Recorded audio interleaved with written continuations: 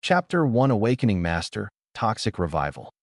Uzumaki Naruto, a young blonde-haired, blue-eyed boy of 6 years old, was walking to his first day of school at the Konoha Ninja Academy. Naruto was wearing his new ninja outfit given to him by his Jiji, also known as the Sandaime Hokage, Hiruzen Sarutobi. His awesome ninja clothes, as he called them, consisted of a short-sleeved mesh undershirt, a dark burnt orange long-sleeved overshirt, black ninja pants with a kunai holster strapped to his right thigh, and dark blue ninja sandals. Along with several of the same outfit, Hiruzen had also given Naruto a belt that had several small storage pouches sewn into it to carry various ninja tools and supplies. As Naruto ran around him, Hiruzen couldn't help but smile fondly at the child's antics. And then I'm going to be the best in taijutsu and ninjutsu and weapons and all the other awesome ninja things, Jiji. Naruto exclaimed as he ran a few feet ahead of the Hokage. I'm sure you will be, Naruto. I'm sure you will be. Hiruzen chuckled as the boy had been proclaiming such things since he'd picked him up from his apartment that morning. Now you may be wondering why such a young child was living on his own at the tender age of 6. You see, on the night Naruto was born, the Kyuubi no Yuko, the greatest of the Bijou, suddenly attacked Konohagakure without warning. It appeared so suddenly that no proper defense could be raised and no ways to defeat it could be found. As the ninja of Konoha raced to defend their home against the beast, the Yondaime Hokage, Namikaze Minato, was welcoming his newborn son into the world. Sadly for the proud father, his wife, Uzumaki Namikaze Kushina, hadn't been able to survive the birthing of her son, with the malicious chakra and unending killing intent of the Kyuubi pressing down on all of Konoha. With no other alternative left, the Yondaime resorted to his only solution. He sealed the beast into his own son at the cost of his life. Mere hours after he had been born, Namikaze Uzumaki Naruto had been left alone in this world. The Yondaime's final wish was for the whole of Konohagakure to view his son as the hero that kept them safe from the beast. However, human emotions often get the better of people, and this case was no exception. Once the newly reinstated Sandaime Hokage had revealed Naruto's status as the beast's living prison, the villagers, with their losses and undirected anger, chose baby Naruto as the target of their rage. So great was the villagers' outcry that the Sandaime passed a law stating that any person who spoke of Naruto's burden to anyone who did not already know would be executed for treason against Konoha. So it came to be that Naruto, the only child of the Yondaime Hokage, was raised alone and secluded by Sarutobi's most trusted maternal caregivers. The boy grew up being cared for by both retired and active kunoichi and shinobi. So it came as no small surprise to Hiruzen that the boy had wanted to join the village's military shinobi force. So the Hokage had enrolled the boy, despite some protests from the civilian representatives on the council and a small number of his own shinobi force, into the academy when Naruto had reached the age of 6. As they both walked towards the academy, the Hokage took notice of the glares of the villagers directed towards Naruto. It's been 6 years now. Even though the villagers have calmed themselves and tried to move past that horrible night, many still can't see the boy as more than the Kyuubi. Hiruzen thought sadly as he looked upon the happy, smiling form of his surrogate grandson. Hey, Jiji, we're here. We're here, came Naruto's joyous exclamation. The Hokage looked up from his musings and smiled at the young blonde. Indeed, we are, Naruto, the Sandaime replied with a grin. As the Hokage escorted Naruto to his class, he noted the looks the boy was receiving from both parents and the teachers. He mused. It looks like most of the teachers understand the boy's situation. Sadly, the parents don't seem to want their children to interact with the boy. Naruto, as happy as he was, wasn't oblivious to the glares and cold looks he was receiving from the villagers. It's always the same, he thought. They all look at me like I did something wrong to them. Naruto's thoughts were cut short when the Hokage ushered him into a classroom. Upon entering, the blonde saw various children his age sitting in several rows of seats. He noticed that several were from what his Jiji called Konoha's ninja clans, while most were civilian children who wanted to try their hand at being in the shinobi forces. Now, Naruto, said the Hokage, I want you to study hard and listen to your sensei, all right? Naruto vigorously nodded his head while replying. Sure thing, Jiji. I'll learn everything sensei teaches me, and I'll be the best ninja ever. With a smile on his face, and after playfully tussling the blonde's hair, the Hokage left Naruto to find a seat as the sensei began to quiet the class down in preparation for roll call. After finishing the roll call, the sensei introduced himself. "Hello, students. My name is Irika, and this is my assistant Mizuki," said Irika as he pointed to Mizuki. "We will be your sensei for the duration of your time here at the academy." Naruto instantly took to Irika's kind tone and calm composure. However, he felt something was a bit off with Mizuki. Something just didn't seem right about the man. Especially when he saw Mizuki glare at him with those cold eyes he saw the villagers give him. Note to self, thought Naruto. Watch out for Mizuki-sensei. Something isn't right about him. Time skip end of the first semester. At the end of the first semester, the first-year student rankings were posted in the lobby of the academy for all to see. To Naruto's great joy, he was ranked a bit above the middle of the class. Yes, Naruto exclaimed in his mind. All that extra studying is paying off. Wait till I tell Gigi about this. With that thought in his mind, Naruto took off toward the Hokage Tower in the center of the village. As he arrived, he saw the Umbu guarding the doors. The two Umbu gave him a respectful bow as one opened the door for him. To this day, Naruto still couldn't figure out why his Gigi's masked ninja, as Naruto called them, were so kind and courteous to him, but he thanked them both anyway as he made his way into the tower. Upon arriving at the Hokage's office door, Naruto asked the secretary if he could see the old man. After the secretary checked with the Hokage through the intercom and telling him it was okay, Naruto rushed into the office, but not before the secretary told him how cute she thought he was and her giving him a few sweets to have later. "Hey Gigi," Naruto yelled as he jumped in front of the Hokage's desk. "You'll never guess where I was ranked on the first-year students list." Naruto was practically bouncing where he stood from excitement. "Oh, and where was that, Naruto?" the Hokage asked kindly, even though he had received said rankings the day before. "I'm in the top of the middle tier of students," Naruto shouted as he grinned broadly. My, Naruto," said the Hokage fondly. "That's quite an achievement." Naruto, if possible, smiled even brighter at the praise. "Just you wait, Gigi." Naruto laughed. "Soon enough I'll be at the top of the whole school, and then I'll be a ninja just like you." Sarutobi chuckled at his surrogate grandson's energetic proclamation. "I have no doubt that you will be someday, Naruto. But how about we celebrate with some ramen now?" he asked the young blonde, who nodded happily as he led the Hokage out of his office and towards Ichiraku Ramen. Time skip end of the first year. Uzumaki, Uzumaki, Uzumaki. Naruto repeated to himself as his eyes scrolled down the first-year students' final ranking list on the bulletin board.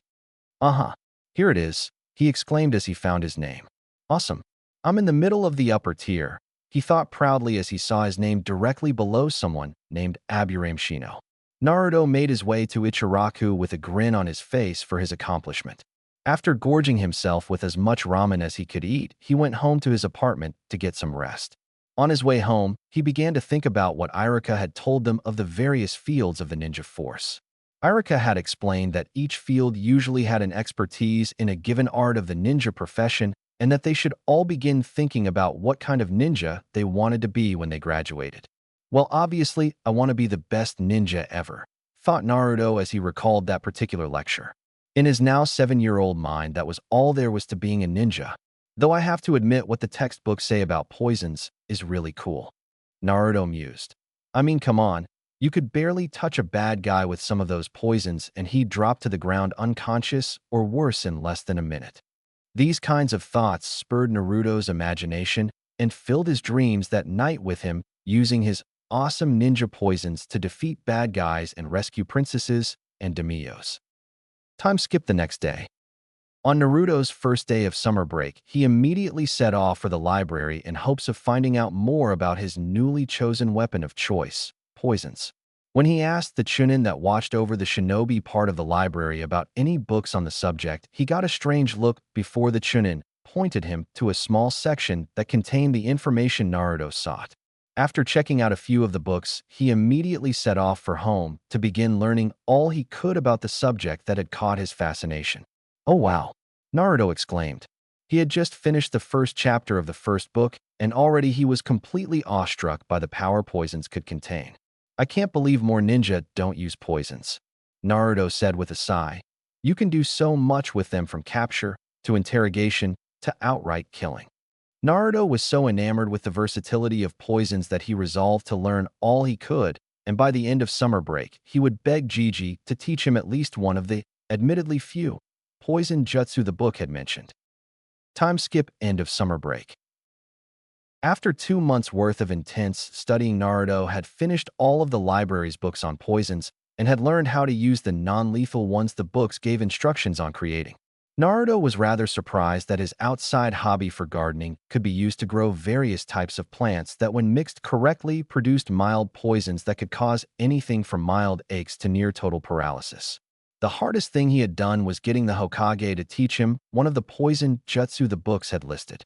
But after explaining to Naruto that the jutsu wasn't to be used unless supervised or as a last resort, the Hokage had caved and taught Naruto the Dokujiri no Jutsu 1. Naruto now used the belt pouches the Sandaime had given him to carry various poisons and antidotes, as well as a new weapon the books had stated did well with poisons, Sanbon. Now Naruto was making his way to the first day of his second year at the academy. He noticed the glares the villagers still sent his way, but ignored them. One day they'll respect me, Naruto thought. When I'm Hokage, they'll show me the respect they showed Gigi. After getting situated in his seat at the academy, and after roll had been called, Irika took them all outside with Mizuki following behind the students. "All right, class," Irika said in his teacher voice. "Since it's the first day back, we would like to see what all the students have trained in and learned since we last saw you." Once most of the class had shown Irika and Mizuki what they had done over their summer break, Naruto was called up to show what he had done over the summer. "Actually, Irika-sensei, if you could, can you get everyone to step back a bit?" Naruto asked. Irika raised an eyebrow at Naruto's request, but did as asked and had all the students move back.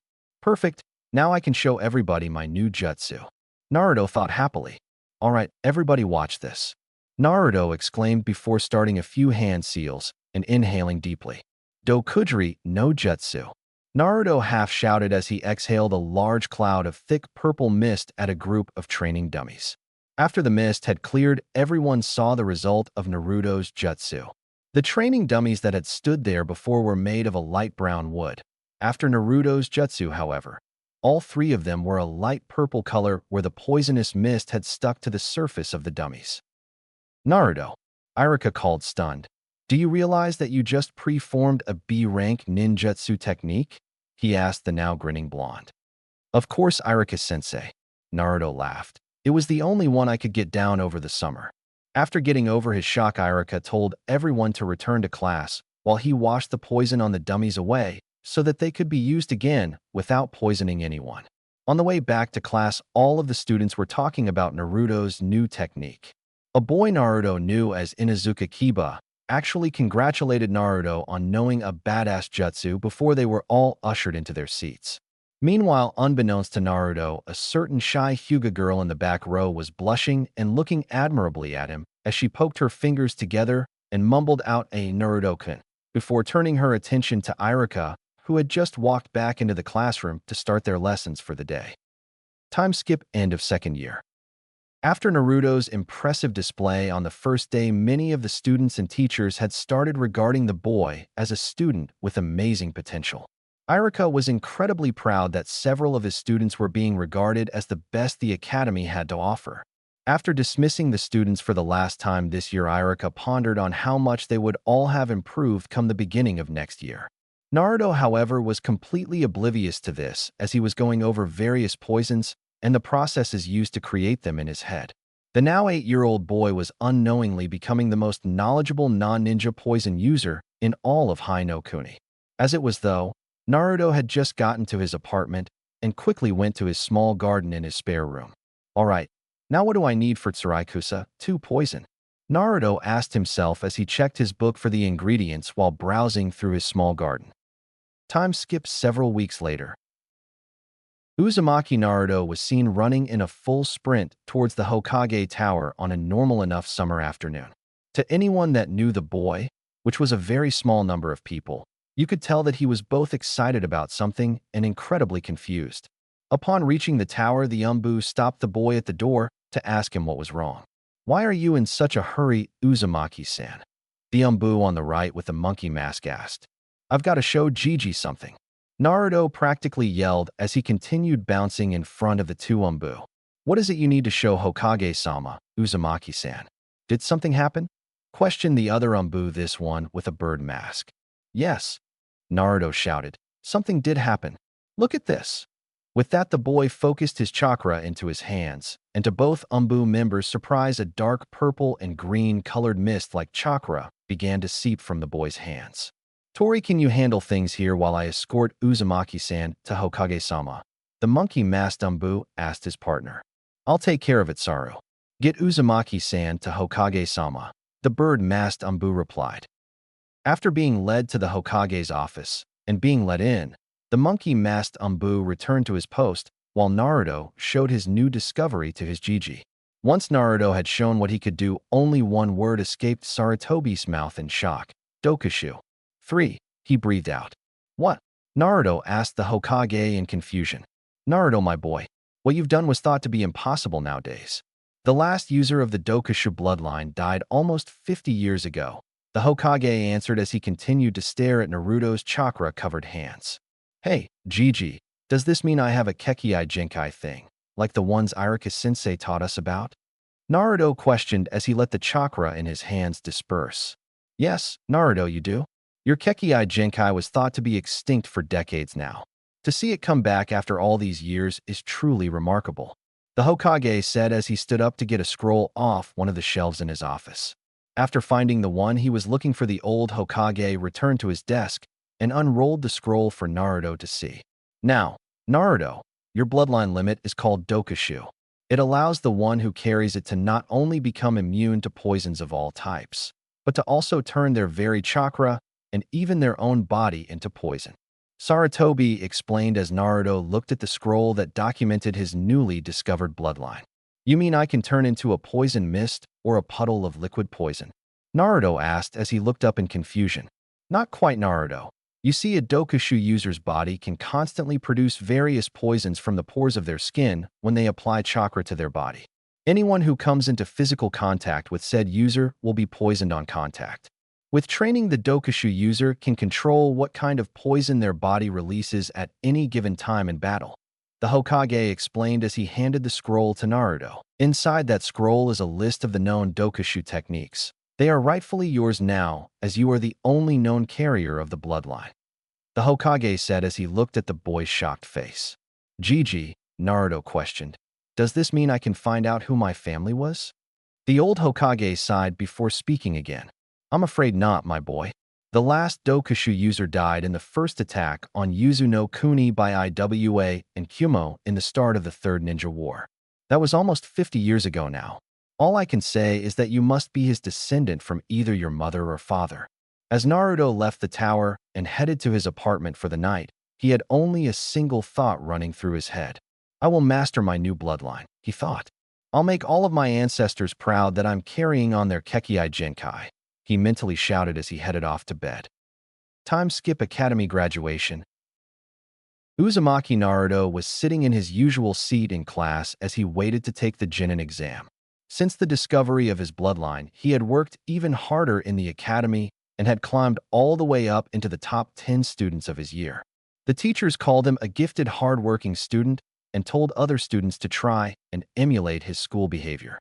Only a few students didn't look up to Naruto as an example of a good future shinobi. One such person was Uchiha Sasuke. After his brother Itachi had committed the genocide of the Uchiha clan, he had become antisocial and looked down on others as weak and as dead weight in his goal to become stronger and take revenge on his brother. This, however, didn't affect any of Sasuke's numerous fangirls from fawning all over him constantly. Two of the worst about it were Haruno Sakura and Yamanaka Ino.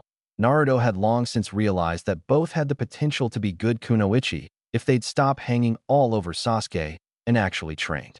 But it wasn't his problem. If they wanted to waste time begging Sasuke for dates, let them. He wouldn't be surprised when they came back traumatized from a mission. Uzumaki Naruto. Iruka called out as he held the door to the testing room open. Well, time to pass. Naruto mumbled as he made his way down the stairs. As he passed Sasuke, he heard the boy whisper, Try not to fail, dope. Naruto knew Sasuke felt threatened by Naruto's ranking in the class being so close to his own, and that Sasuke took every chance he could to belittle Naruto for it. "Careful, Uchiha," Naruto whispered back. "It'd be a shame if had to send you to the hospital for massive poison damage to your organs." With that said, Naruto walked into the next room to begin his test, while Sasuke brooded in his seat at Naruto's remark. "All right, Naruto, we'll need you to perform the Henge no Jutsu 4, the Kawarami no Jutsu 5, and the Bunshin no Jutsu 6 in order to pass and graduate this year," Iruka said kindly as he got ready to mark Naruto's scores. "No problem, Iruka-sensei," replied Naruto as he quickly substituted himself with one of the empty chairs in the room. "Very good, Naruto," Iruka praised as he gave Naruto a passing grade on the jutsu. Shortly after Naruto transformed into the Sandame, much too said old man's enjoyment as he watched the boy's test through his viewing orb. "Perfect, Naruto," Iruka remarked as he marked another passing grade on the boy's test. Naruto then did 7 hand seals and shouted, "Doka Bunshin no Jutsu 7. In a puff of white smoke there stood 11 Narutos including the original. Very, very good, Naruto. I take it these are some of your bloodline clones, right?" Iruka asked as he observed the movements of the clones. "Got it in one, sensei," Naruto replied as he dismissed his clones, causing them to disperse into thick clouds of purple ninja smoke. "Congratulations, Naruto, you more than qualify to graduate," Iruka said as he tossed Naruto a black, clothed headband with the standard metal plate with the Konoha insignia on it. "Thank you very much, Iruka-sensei," Naruto replied as he caught the headband and tied it securely to his forehead. Walking back into the room wearing his new headband, Naruto smirked at Sasuke's brooding face before going back to his seat. "Awesome, Naruto," Kiba said as he slapped Naruto on the back. "You passed." Naruto smiled back at Kiba before replying. Was there any doubt? In the back sat Hyuga Hinata, and as she stared at Naruto with a heavy blush on her face, she thought, "I'm so happy Naruto-kun passed." Meanwhile, Naruto was looking forward to Iruka, who had just re-entered the classroom. "Congratulations to all of you who passed the exams," Iruka said as he looked at all the students. "Now you will all need to report back here tomorrow for team placements." Iruka called out to the class before dismissing them for the day. After the last student had left, Iruka used Shunshin no Jutsu to get to the Hokage's office so he could deliver the list of students who passed to the Sandame, so that the Hokage could group them into 3-man teams. After leaving the academy for the day and heading home to check on his little garden of plants, Naruto was just staring out of his window thinking about whose team he could be placed on tomorrow. "As long as I'm not with that arrogant bastard Sasuke, I guess I could learn to work with just about anyone," Naruto mused as he continued staring out of his window. Suddenly, Naruto noticed a suspicious figure jumping from roof to roof with a large scroll strapped to their back. "Well, that doesn't seem normal," Naruto thought before grabbing his gear and trying to stealthily follow the figure. After several minutes, the figure dropped down into a clearing in the woods. Naruto carefully looked on from behind a tree as the figure removes their mask, revealing themselves as Mizuki. "Now that I've got the forbidden scroll, I can finally leave this village and gain my reward from Orochimaru-sama," he said as he readjusted the scroll on his back while preparing to leap back into the trees. So that is his plan, huh? Well, if he thinks he can get away with betraying the village and trying to steal jutsu, he has another thing coming, Naruto thought as he threw 5 Senbon coated with a numbing poison that would rob a limb of all movement within 2 minutes. Mizuki, sensing the weapons coming, rolled to the side, avoiding 4 of the 5 Senbon. The last one, however, was embedded about an inch into his left arm, just below the shoulder. "Damn it," Mizuki cursed as he pulled the Senbon out of his shoulder. "Who the hell did that? Show yourself, damn it," he yelled into the surrounding forest. "Shinobi Lesson 1, said a hidden voice in the trees. "Never reveal your presence if you don't have to." Suddenly, Mizuki had to dodge another salvo of Senbon. Mizuki quickly guessed where the weapons had come from and jumped into Naruto's hiding spot and knocked the boy out of the tree and to the ground below. "Well, if it isn't the demon brat," he said with a sneer. "Ow, damn, that hurt," Naruto said as he looked up at Mizuki. "Why are you calling me that anyway?" Naruto asked as he prepared for Mizuki's next move.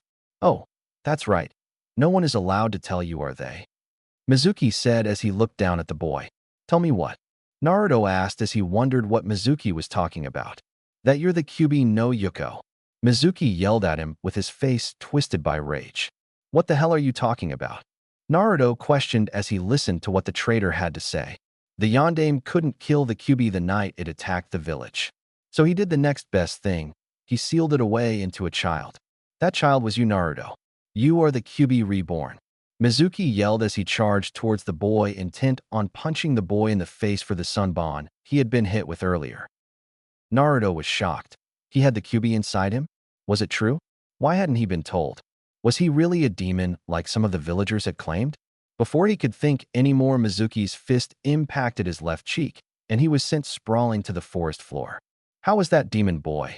Mizuki asked as he smiled maliciously at the boy lying on the ground. I'd say that was the second mistake you've made in this fight, Mizuki. Naruto replied as he picked himself up off the ground. What are you babbling about, demon? Mizuki questioned as he looked at the now standing form of Naruto. Your first mistake was getting hit by my sunbon. Naruto explained as he looked into Mizuki's eyes. You can't even feel your left arm anymore, can you? He asked. To Mizuki's shocked horror, he found that he couldn't move his left arm at all. What did you do to me, you monster? He yelled at the now grinning Naruto. Oh, just a dose of a certain poison that I coated my sunbon with, he said as he stood there with a grin on his face. Your second mistake was punching me. Naruto lectured as he pointed to Mizuki's right fist. Mizuki looked to his own hand and saw it was covered in a thin layer of a sticky green liquid. What is this stuff, you demon brat? Mizuki yelled at Naruto, who was now slowly waking towards him. Oh, that.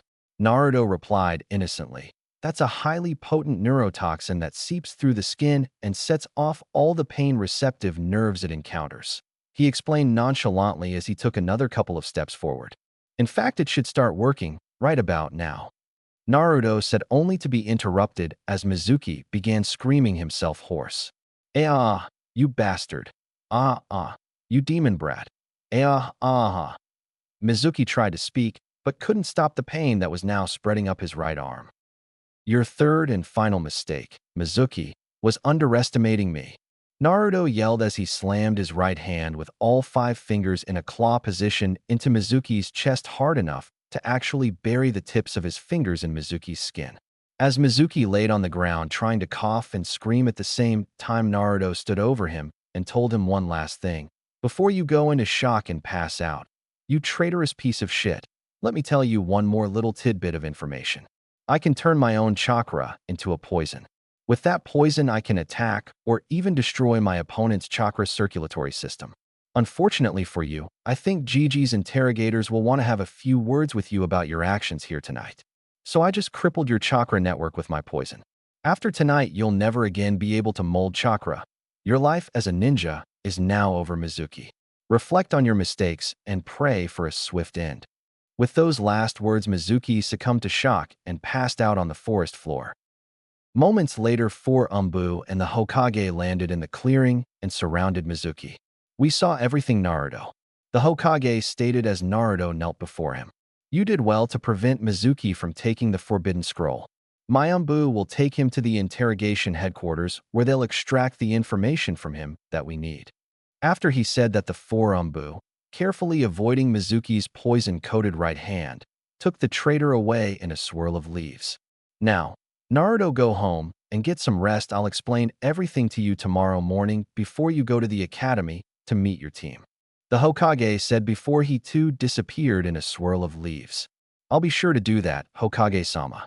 Naruto said before heading home for a good night's sleep. Chapter 2: Explanations and Specialized Teams. Naruto awoke the next day 2 hours before he had to be at the academy for team placements. After taking his morning shower and eating a breakfast of eggs and toast, Naruto brushed his teeth before leaving his apartment and heading for the Hokage Tower. Time for Gigi to explain what Mizuki was yelling about last night, he muttered as he arrived in front of the tower. After being led into the tower and making his way up to the Hokage's office, Naruto greeted the secretary with a small, tired smile. She smiled back at him warmly before allowing him into the office. Naruto, good to see you, my boy, Sarutobi said as he looked at the young genin that was now sitting before him.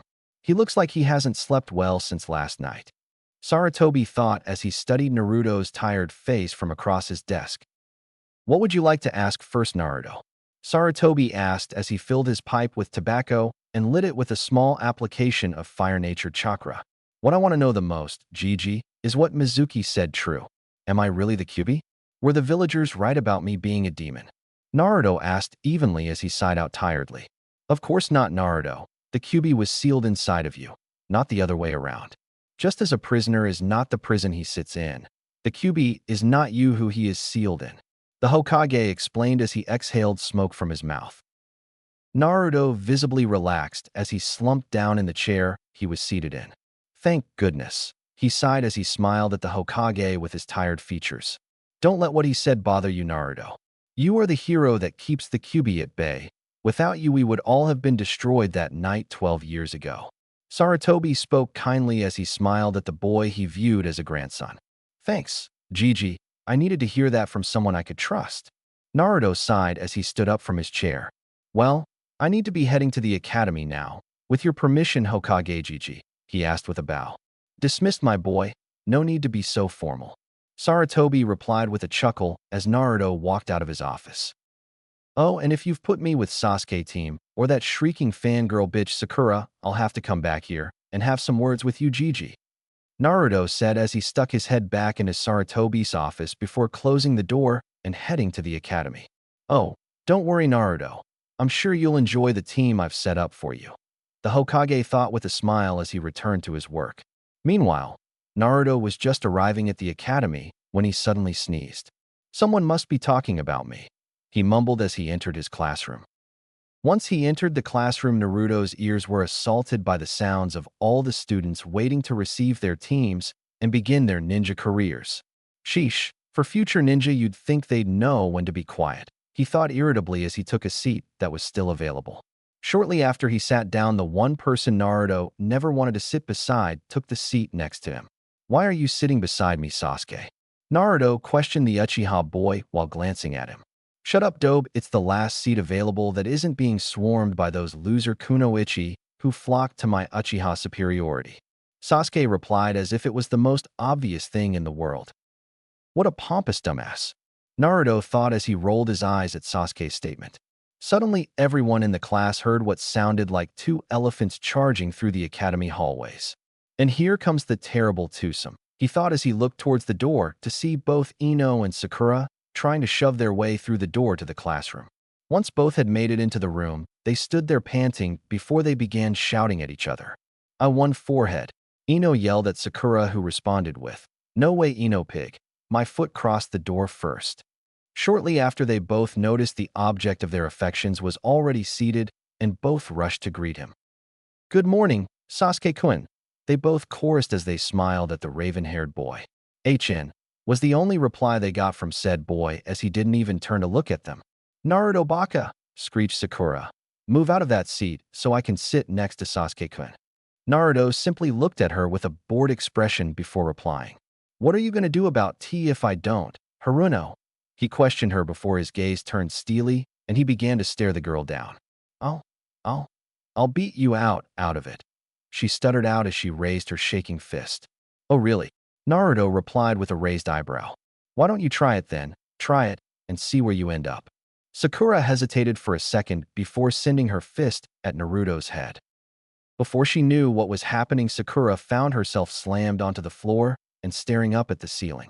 Naruto hadn't even moved from his chair and was currently holding Sakura by the wrist of the arm she tried to hit him with. Now what did you learn? Naruto questioned her in a bored tone. Ino stood there stunned. Naruto had just put Sakura on the ground with one hand.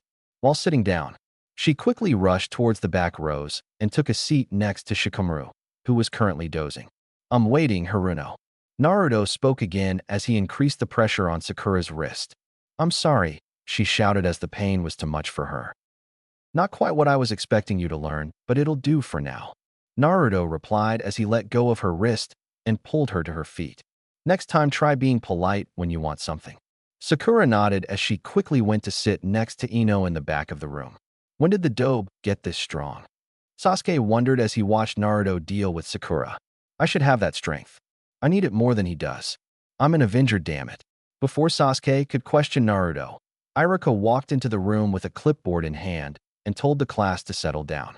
Now I'll read off your team assignments. Wait for your name to be called and listen for your team number, Irika stated as he started going through the list.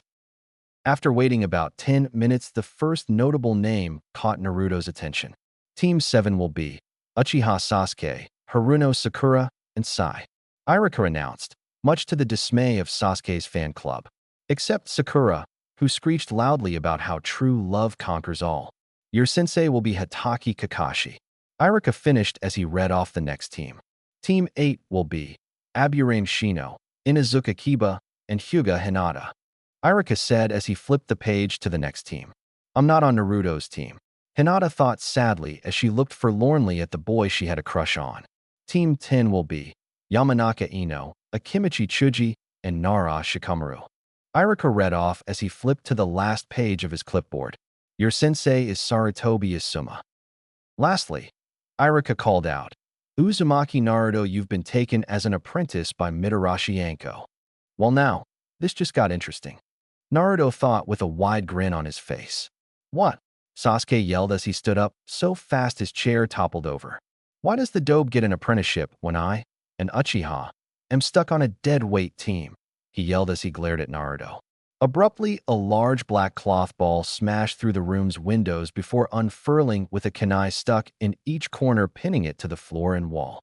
In front of the newly revealed banner was a purple-haired woman that was wearing a fishnet bodysuit that ended at her thighs, an orange mini-skirt, a long tan trench coat, with shin guards over her legs. Behind her the banner read, The Great Mitarashi Anko-sama arrives, in bright red kanji. Which one of you brats is Uzumaki Naruto? Anko questioned as she looked around the room. Anko, you're early again, Irika said as he scratched the back of his head nervously. Well, regardless. Which one of you is Naruto? She asked as she scanned the room again. That would be me, Mitarashi, and Naruto spoke as he raised his hand. So you're my new apprentice, brat? She asked as they locked eyes. I guess so, he replied with a smile. I demand to know why you're taking the dobe as an apprentice and not me?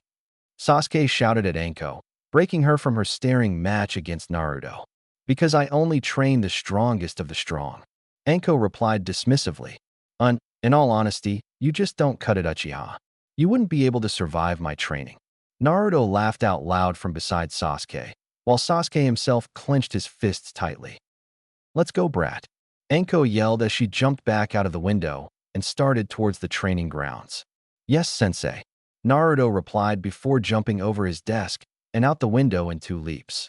Damn him, Sasuke mentally shouted as he brooded about Naruto getting what he and Uchiha should have received. Naruto caught up with his new sensei before she even got outside the academy grounds. Where to, sensei? He asked as they began roof hopping away from the academy.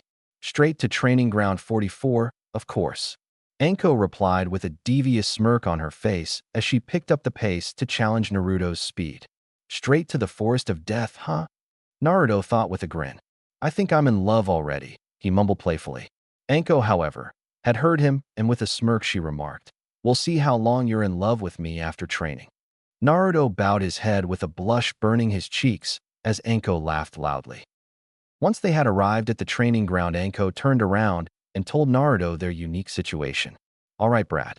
Since the council wants you to advance through the ranks and get strong enough to claim clan status as soon as possible, Hokage-sama has asked me to take you on as my apprentice, she explained as Naruto stood before her and gave her respectful attention. So that's what this is all about, Naruto thought as he remembered the one particular meeting he had with the full council of Konoha. Flashback 1 week after Naruto discovered his bloodline. Naruto had been called by the Hokage to attend a meeting with the council to explain his new situation in the village as well as in the ninja forces. As Naruto was led into the council chambers by the Hokage, he was told to stand in the center of the room and wait to be spoken to. This meeting of the Council of Konoha is now in session, Sarutobi said as he called the meeting to order. What has this meeting been called for, Hokage-sama? The Sandame's old teammate Mitokado Hamura asked as he turned towards his leader. I've called this meeting to announce that a Kekkei Genkai, one that was thought to be extinct for decades now, has reappeared in our very own village. Sarutobi replied as he looked straight ahead at Naruto. You mean this boy has a The Hokage's other teammate Udatane Koharu tried to say as every one of the council members' faces were frozen in shock. Yes, that's correct. Uzumaki Naruto has awakened a Kekkei Genkai that hasn't been seen in almost 50 years. Sarutobi explained as the council chambers erupted in noise and exclamations of demands. Silence, he yelled out as the council chambers instantly quieted. If I may ask, Hokage-sama, Danzo said from his seat, what Kekkei Genkai has reawakened in this boy? Sarutobi knew Danzo was already plotting ways to get Naruto under his control, but he answered nonetheless. Naruto here has reawakened the Dokushu bloodline, a bloodline that hasn't been seen since the start of the Third Great Ninja War. This started the councils arguing almost instantly. Shouts about betrothals, breeding, and demands for him to be trained as an obedient weapon were heard throughout the room. I said silence, shouted Sarutobi as he slammed a fist on top of his desk. The council quickly became quiet at the killing intent the old Hokage was releasing. Naruto is under shinobi jurisdiction. Therefore, the civilian representatives on the council have no say in any matters pertaining to the boy. With that said, the civilians quickly became silent. Hokage-sama, might I take the boy and train him in the ninja arts? I can guarantee the boy will be the most powerful shinobi in our ranks within a few short years. Danzo stated calmly as he eyed the boy like a high-quality tool.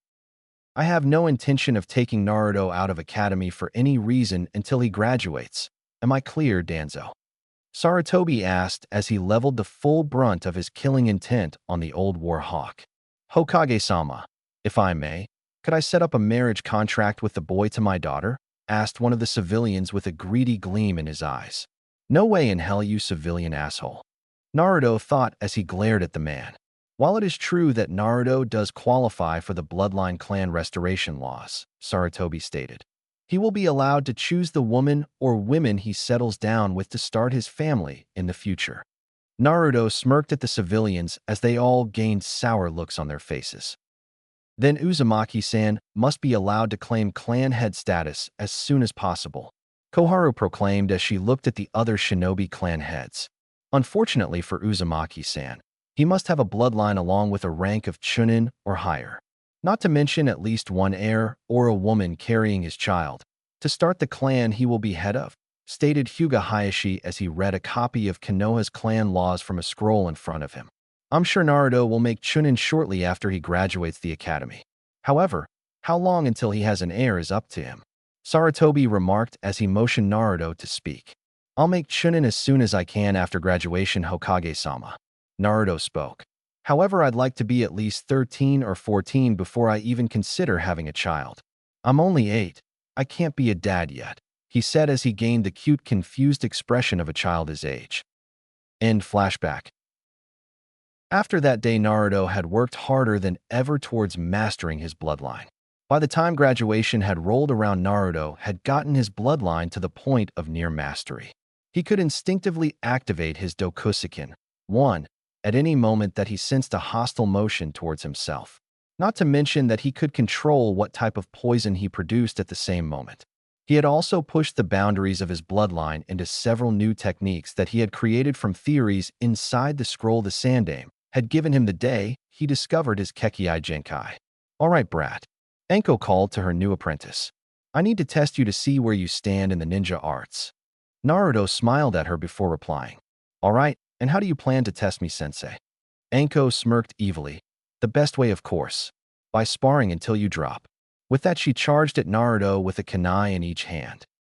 Naruto smirked at her before meeting her charge with 2 kunai of his own. Anko made the first swipe with her left kunai before stabbing with her right. Naruto dodged the left swipe and blocked the stab with his own kunai before bringing his own down on Anko's head. She quickly kicked him away and threw both of her kunai at him as she jumped back before launching 4 snakes from her right sleeve. Naruto knocked both kunai away and jumped away from the snakes.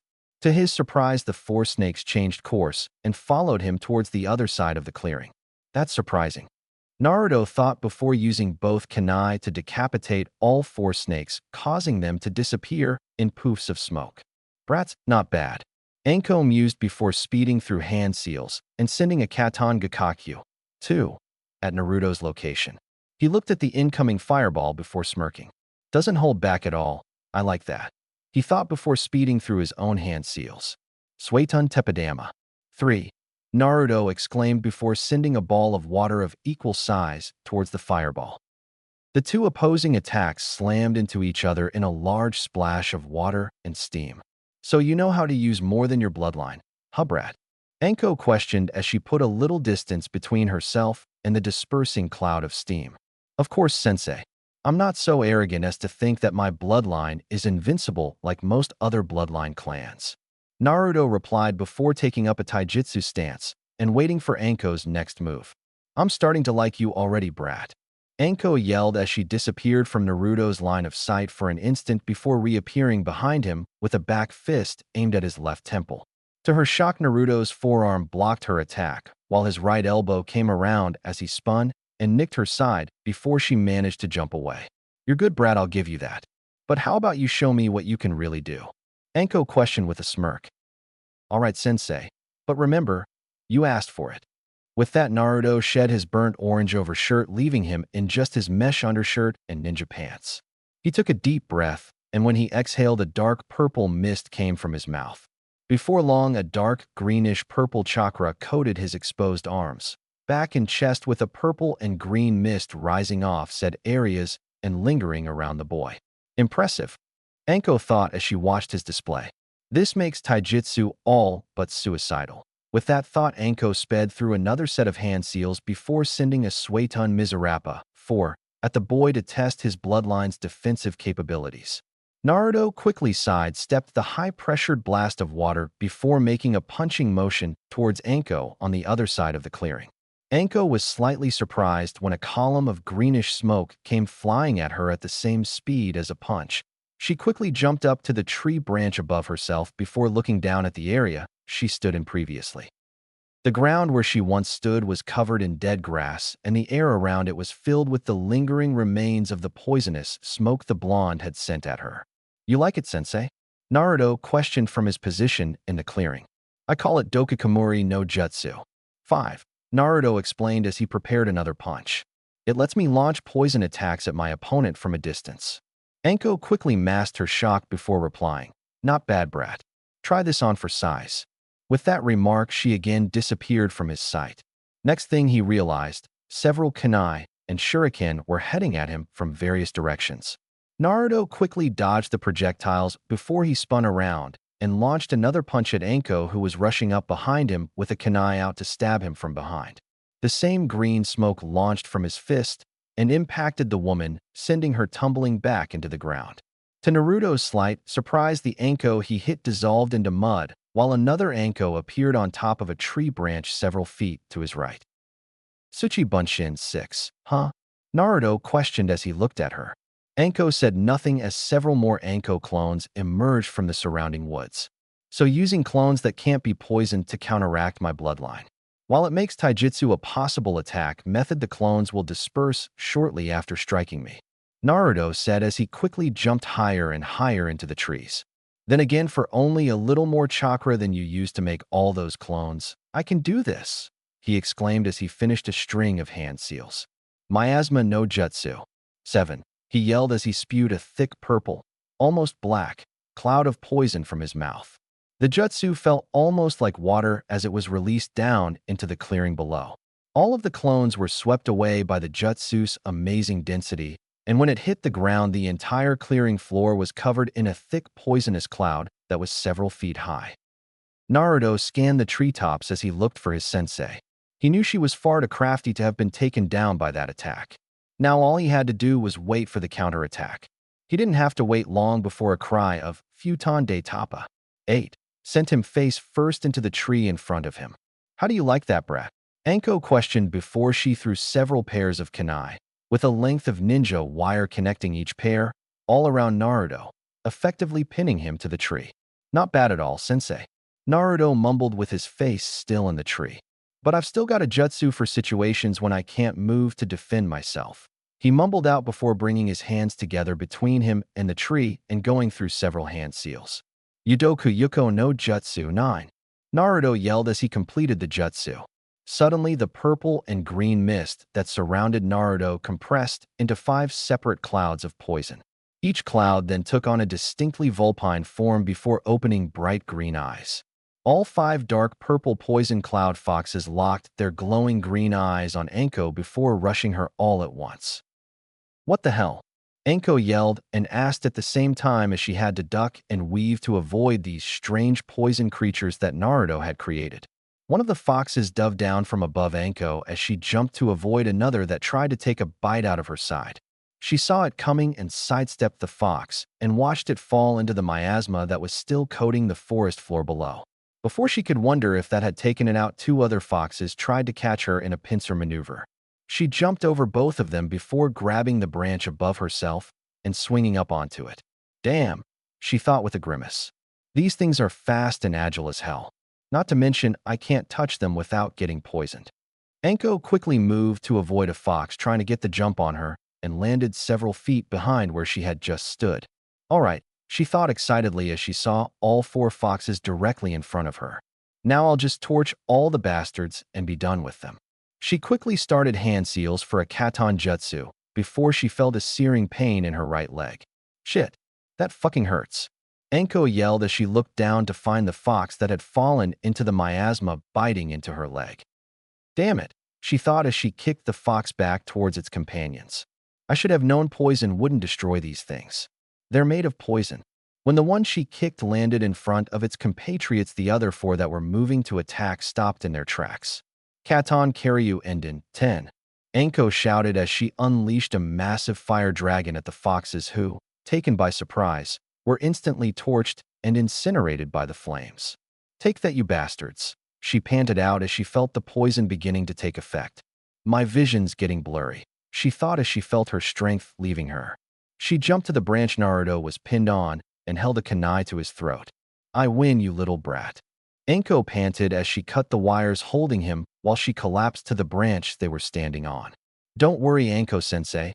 I'll remove the toxins from you. You'll be awake and feeling better in a couple minutes. Naruto stated as he began drawing the poison out of her body with a green and purple chakra-covered hand. After having removed the toxins from Anko's body, Naruto couldn't help but stare at her sleeping form. Man, being on missions with her is going to be awkward with how she dresses, he thought with a blush as he couldn't keep his eyes from roaming her body at least once. Still, I don't think I could ask for a better sensei. Hopefully when she wakes up, I'll know where she plans to start my training, he thought as he kept watch over her as she rested from their intense spar. Several minutes later, Anko groaned before opening her eyes. What the hell happened? She asked before mumbling.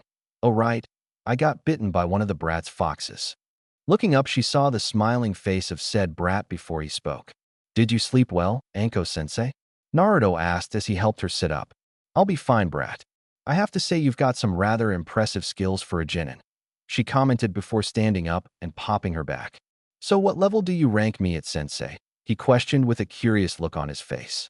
You're a solid Chunin level ninja already, brat, she replied. Give me until tomorrow and I'll have your rank in all of the aspects you've shown me in this fight. Naruto smiled widely at her assessment before standing up himself. Well, where to now, sensei? Naruto asked. Let's head into the village to celebrate your graduation to genin, Anko replied as she started tree hopping to get out of the forest of death and into the village proper. Naruto nodded before following along behind her. After they had reached the restaurant area of the business district, they had immediately gotten into an argument about what to have to celebrate. We're having dango, you brat, and that's final, Anko yelled as she stomped her foot on the ground. Oh, come on, sensei. Why can't we have ramen? I always have ramen when I celebrate something, Naruto said as he tried to give her puppy dog eyes. Sorry, brat.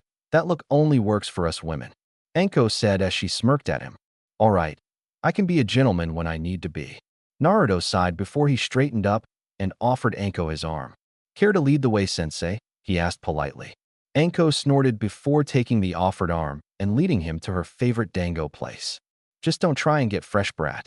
You wouldn't like what happens if you did, she warned as she brought him into the shop. One order of dango for me and the brat, old man, Anko ordered with a smile as she sat at the bar with Naruto to her right. Coming right up, Anko-san, the old chef said as he began to make her order. So, brat, Now that we have a few minutes, why don't you tell me about yourself? She asked as Naruto took a sip of water from his glass before nodding. All right. My name is Uzumaki Naruto. I like Hokage Gigi, poisons, training, reading, and my new sensei.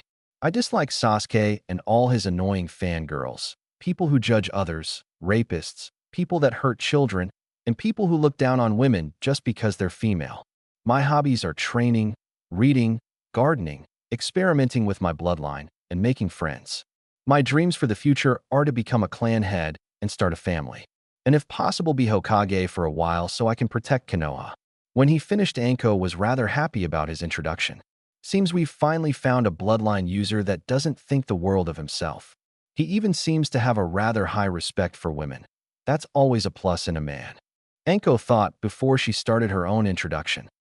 My name is Mitarashi Anko. I like Dango, Sake, my friends Kurenai, Hana, and Yugao, and the old man Hokage.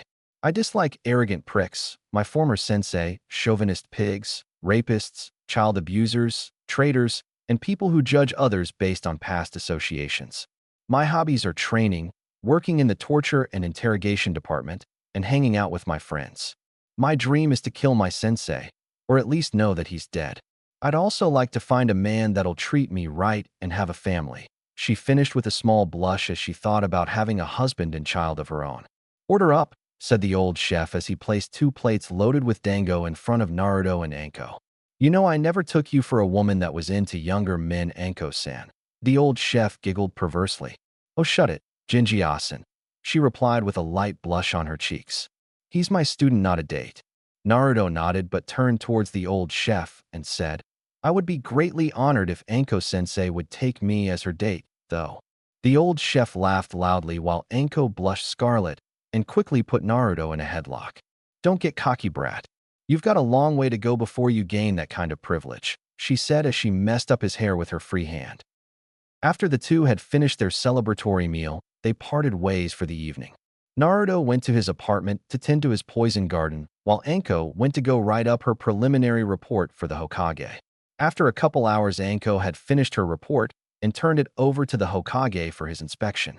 After she had left, Sarutobi and his former teammates opened the file and perused its contents. Anko's report. As requested by the Hokage of Konohagakure no Sato, I, Mitarashi Anko, tested one Uzumaki Naruto's abilities in the ninja arts in a full sparring match with no restrictions. From said match, I've ranked Uzumaki Naruto's skills according to his proficiency as displayed. Name, Uzumaki Naruto. Age, 12. Status, active ninja. Rank, Jinin. Ninjutsu rank, C-class Jounin. Jinjutsu rank, unknown, likely Jinin level. Taijutsu rank, A-class Chunin. Weapons rank, A-class Chunin. Speed rank, C-class Chunin. Reaction time rank, B-class Chunin. Overall ranking, BA-class Chunin. End Anko's report. This bodes well for Naruto making Chunin on this year's exams. They'll even be held shortly after his birthday, if I'm correct, spoke Sarutobi as he finished the report. That is assuming you two also give your support to the boy to participate. Both Hamura and Koharu looked at the Hokage before speaking. Sarutobi, you know neither of us holds anything against the boy, said Koharu as she looked at her former teammate. She's correct, Sarutobi. We hold no ill will for young Naruto, but we fear that beast inside him more than anything else in this world. Hamura finished with a scared tone. The possibility of that beast and its power falling into an enemy's hands is the only reason we would ever deny the boy a chance to participate in anything, Koharu said as she sat down beside Sarutobi. We'll all make sure that such a thing never happens, Sarutobi replied as he rolled up the scroll and placed it in his robes. Now I bid you both good night. It has been a long day, and I think we all could use some rest. With a nod, the two advisors parted ways with the Hokage, and all three left to their own residences. Chapter 3 Missions and Full Toxicity. Naruto awoke at 7 in the morning the day after testing to meet Anko for their first mission together. As he was going through his morning routine, he began to wonder what his first few missions with his new sensei were going to be like. I doubt it'll be anything incredible, Naruto thought as he locked his apartment and made his way to the mission's office to meet his sensei and receive their first mission. Once Naruto was inside of the doors to the Hokage Tower, he saw his sensei leaning against the wall beside the doors. When she looked up at him, he gave her a cheerful grin before greeting her. "Good morning, Anko-sensei," he said before he gave her a respectful bow. "Good morning, brat," Anko replied as she smirked at him. "Let's go start the most boring missions of your life," she said with a sigh before leading him into the tower. After receiving a few D-rank missions from the Chunin on duty, both sensei and student left the mission's office and headed for the home of their first client of the day. After arriving at one of the multitudes of small farms on the outskirts of the village walls, the duo knocked on the front door. Moments later, an elderly man answered, and after seeing their headbands, smiled and let them into his living room. "So, you two are the ninja that gonna get rid of those vermin for me?" the old man questioned as his equally old wife served them both some tea. "Yes, sir. That's what we're here for," Anko answered as she sipped her tea. "So what kind of vermin do you need exterminated?" Naruto questioned as he also sipped his tea. "I need those damn rats out of my fields and out of my chicken coops," the old man complained as he scratched his gray hair in exhaustion as he suddenly looked his full age. "Rats, sir?" Naruto questioned as he finished his tea. "That's right, youngin. But I'm certain these ain't no normal rats. They always escape the traps I use, and sometimes they even take the bait without setting the traps off. There ain't no normal rats that can do that," the old farmer said as he sighed tiredly. "Don't worry, sir," Anko said kindly. "We'll have the whole population taken care of before lunch." The old man's face lit up with a small smile as he showed them the way to the barn where he kept his crops after harvesting them. "This is where the monsters do the most damage," he said as he showed them all of the debated traps. "Well, I'll leave you youngins to it. Let me know when those monsters are all gone," the old man said before he went back to his house to await the results. "All right, brat. Since this is our first mission, I'll be helping you," Anko said as she pulled out a kunai. "When you see a rat, you do this." With that, she threw her kunai and impaled a dark gray rat through the head. "Seems simple enough," Naruto replied before taking out several of his poisoned senbon and letting them loose into 6 other rats that had come out from behind one of the many farming tools lining the walls of the barn. Within a second, all 6 rats were completely still and quite obviously dead. They both kept at it for about an hour before deeming the barn cleared out. After moving to the large chicken coop, the two began the process of removing the infestation of rats. About half an hour after the two began, something strange happened with one of the rats Naruto targeted with his senbon. To both Naruto and Anko's shock, the rat not only stood on its hind legs, it also rapidly moved its head out of the path of the senbon and looked at them with an affronted look on its small face. "What was that for?" the small rodent questioned the two ninja as it sniffed at them from the wall it stood in front of. "Anko-sensei," Naruto said. "Yeah, brat," Anko questioned. "Did that rat just speak to us?" he asked. Yes, it did," she replied as she put her kunai away. "I believe we may have just stumbled upon the root of our client's problem," she said as she knelt down and looked at the rat. "You're a summoned animal, aren't you?" When she said that, Naruto's eyes widened and he began to walk over to the rat cautiously. "Do you have a human summoner?" Anko asked as she let the rat sniff her hand. "Nope. Can't say I do, Snake Lady," the rat replied as he sat back down and scratched his side with his back leg. "Snake Lady?" Naruto asked the rat with a pointed look. "Yeah. She smells like the snake summons," the rat answered as he began sniffing Naruto. "Why are you here if you weren't summoned?" Anko questioned as she watched the rat climb up Naruto's arm while continually sniffing the boy. "Looking for some good food, of course," the rat replied as he sat in Naruto's hair and looked at Anko lazily. "How long have you been here?" Naruto asked as he tried to look up at the rat on his head. "Just a few weeks," the rat sighed as it rolled around in Naruto's soft blonde hair. "Are all these other rats summons?" Anko asked as the rat snuggled deeper into Naruto's hair. "Nah, they're regular, everyday dumbass rats," the rat replied as it curled up for a nap on Naruto's head. "So you're the only summon here? You're the rat that's been debating all the traps?" Naruto questioned the lazily dozing rat. "Yeah, I guess that'd be me," the rat replied tiredly. "Now will you let me sleep?" the rat asked as it went back to dozing on Naruto's head. "Yeah, sure, have a nice nap, big guy," Naruto replied kindly as he stood up. "All right, brat. I'm sure you could finish this up real quick with a little poison. Anko said as she stepped outside the coop and waited for Naruto's all clear. Shortly after departing, clouds of poison started drifting out of the open door and all the small windows. A few minutes later, Naruto came out with a burlap sack of dead rats. That should be all of them, Anko-sensei, he replied as they headed back to the client's house. After dropping off the sack of dead rats and telling the old farmer that the rat population had been decimated, they got their mission scroll signed by the client and headed off to their next D rank. Their next mission turned out to be the infamous Retrieve Tora mission. After tracking the cat into the forest, Naruto released a poisoned Senbon into its back leg and let it run off. Once they had tracked it down again, the cat was already fast asleep and unable to put up a fight. When Anko and Naruto returned the sleeping cat to its owner and getting the mission signed off on as complete, they went to complete their final task for the day. The last mission of the day was walking the Inuzuka dogs. Once the two had arrived, the clan head, Inuzuka Tsum, led them to the kennels where her daughter, Inuzuka Hana, was waiting with the dogs on leashes. Just walk them around the park down the street and bring him back. That'll be enough exercise for today. Tsum told them as Hana gave the leashes to Naruto. Of course, Inuzuka-sama. I'll take good care of them, Inuzuka-heim, Naruto said to Tsum and Hana respectively. After Naruto said that, Tsum gained a feral grin while Hana smirked with a light blush on her cheeks. What's this about, brat? I thought you were in love with me. Anko teasingly pouted at him. But you said I haven't earned it yet. Naruto replied with a joking smile. Well, if you do this well enough, I'm sure Hana and I could give you a little tip for your services. Tsum said with a grin as Naruto blushed and stuttered out that it wasn't necessary. Shortly afterwards, Naruto was being halfway dragged around the park by the 12 or so dogs that he held by leashes. Would you guys at least go in the same direction? He asked the dogs as they once again went multiple directions.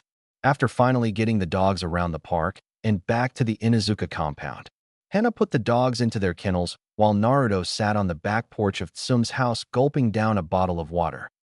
Well, looks like you did pretty well, Naruto, Tsum said as she came up to him from the kennels. The dogs looked quite happy with their walk. Hana added as she quickly gave him a small kiss on the cheek before retreating into the house. Naruto was blushing up a storm and trying to talk before Tsum burst out laughing at the embarrassed teenage boy. After Naruto calmed down, he stood before Tsum and asked her to sign the mission scroll. Once she signed it, and Naruto put it into his pouch for later delivery, Tsum quickly grasped his jaw and brought his lips to hers in an intense kiss that left Naruto stunned. Naruto's jaw dropped as his mind stalled as he tried to process what was happening. When Naruto's mouth opened, Tsum took her chance and pushed her tongue into his mouth while grabbing his right hand and placing it on her firm ass. Naruto's mind had completely shut down at this point, and he just stood there dumbly. Once she'd had her fun, Tsum released the boy who simply stood there transfixed. Oh, Tsum, I think you broke him. Anko chuckled as she waved her hand in front of Naruto's unblinking face. Tsum chuckled as well before responding. Yeah, he should wake up in a few minutes, she replied. Though I wouldn't mind taking him to my bed at all, either. Tsum finished while leering at Naruto. Yeah, he'd probably be a great father, Anko said with a smirk as she watched Naruto continue to stand there unmoving. I bet the pups he'd father would be incredibly strong as well. Makes me want him all the more. Tsum responded with a grin as Naruto finally regained movement before blushing up a storm and practically sprinting out of the Inuzuka compound. Both Anko and Tsum laughed loudly at the teenager's innocence. Maybe he'll be interested in a clan alliance in a couple months once he makes chunin. Tsum pondered out loud as she sat on her porch. I'll ask him for you, Anko responded before leaving the compound with a wave and a smile. When Anko caught up to Naruto, he was still blushing and trying to calm down. What's wrong, brat? Not used to the wiles of women? Anko questioned with a laugh as she walked beside him. No, I'm not. He stuttered out as they walked towards the Hokage tower.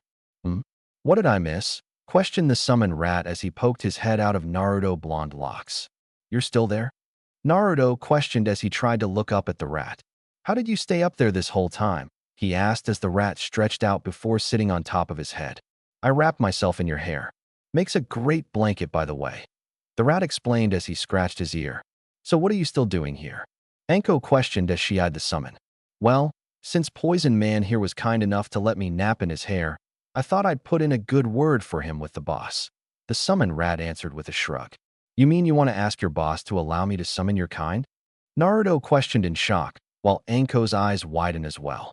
Yep, the rat replied before he disappeared in a puff of smoke. Damn, brat.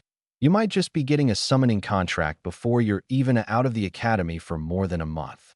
Anko said as she continued on towards the Hokage Tower. Time skip 1 month later. After a month of D-rank missions, Anko finally snapped. Damn it, old man. Give us at least a C rank. I'm tired of these boring-ass chores. After her outburst, she blushed and recomposed herself. I mean, I believe my apprentice is more than ready for more difficult missions, she said as she bowed to the aged leader. Naruto was simply nodding his head in agreement with his sensei. Very well, Anko. I'll trust your judgment on this matter. Sarutobi replied as he pulled a scroll out of the C-rank stack and gave it to her. There's a gang of bandits on the outskirts of Kekkei village that have been causing too much trouble. They've been linked to theft, rape, and murder already. The town elder has commissioned us to get rid of them by any means necessary. I trust you too with resolving this quickly, he said as Anko looked over the mission scroll. Yes, sir, Hokage-sama. Both Anko and Naruto replied with a bow as they left the mission office to prepare for their mission. Once the two met up at the gates of the village, Anko checked Naruto's gear. After deeming it acceptable for a few-day-long C rank, they took off into the forest and began tree hopping. After tree hopping for several hours, the duo came to a stop in a small clearing far from the main pathways. All right, brat. We'll make camp here for the night and arrive in the village tomorrow morning, Anko said as she started setting up a tent for the night. I'll get the firewood for tonight, Anko-sensei, Naruto said before he went into the forest to collect what they'd need. After bringing back an armload of firewood as well as 2 rabbits he had killed with a well-placed kunai each, Naruto and Anko set about cooking their own rabbit over the newly made fire. After dinner, Naruto noticed that Anko hadn't set up the tent he'd brought and asked her about it. I'm not going to hold your hand through this mission, brat. Either set up your own tent or sleep in mine, she responded before going into her tent for the night. Afterwards, Naruto simply set up his own tent before going to bed for the night. Damn, Anko thought with slight disappointment. I was kinda hoping he'd take me up on my offer. With that final thought, she drifted off to sleep for the night. The next morning, after a short breakfast of pre-made food, the two headed towards Kekkei at top speed. When they arrived, the two could tell the village had been harassed several times by the bandits they had come to eliminate. After being shown to the village elder and explaining that they were the team sent to rid them of their bandit problem, the elder directed them to the last known camp of the bandits and begged them to get rid of them before their village was attacked again. Anko and Naruto had no trouble tracking the bandits to the camp as the bandits obviously didn't bother covering their tracks. After scouting the camp and determining that all the bandits were there, the two ninja waited for nightfall before they made a move. All right, brat, show me some of that poison work of yours, Anko told Naruto. He nodded before going through hand seals and whispering, In Bijiburu Dakuso no Jutsu. 1.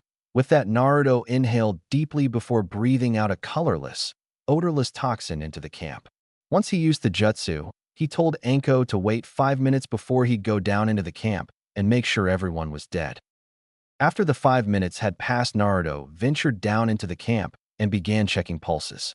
Once he'd checked the last pulse of the last bandit, he exited the tent before making his way back to let Anko know she could torch the camp and they could complete their mission.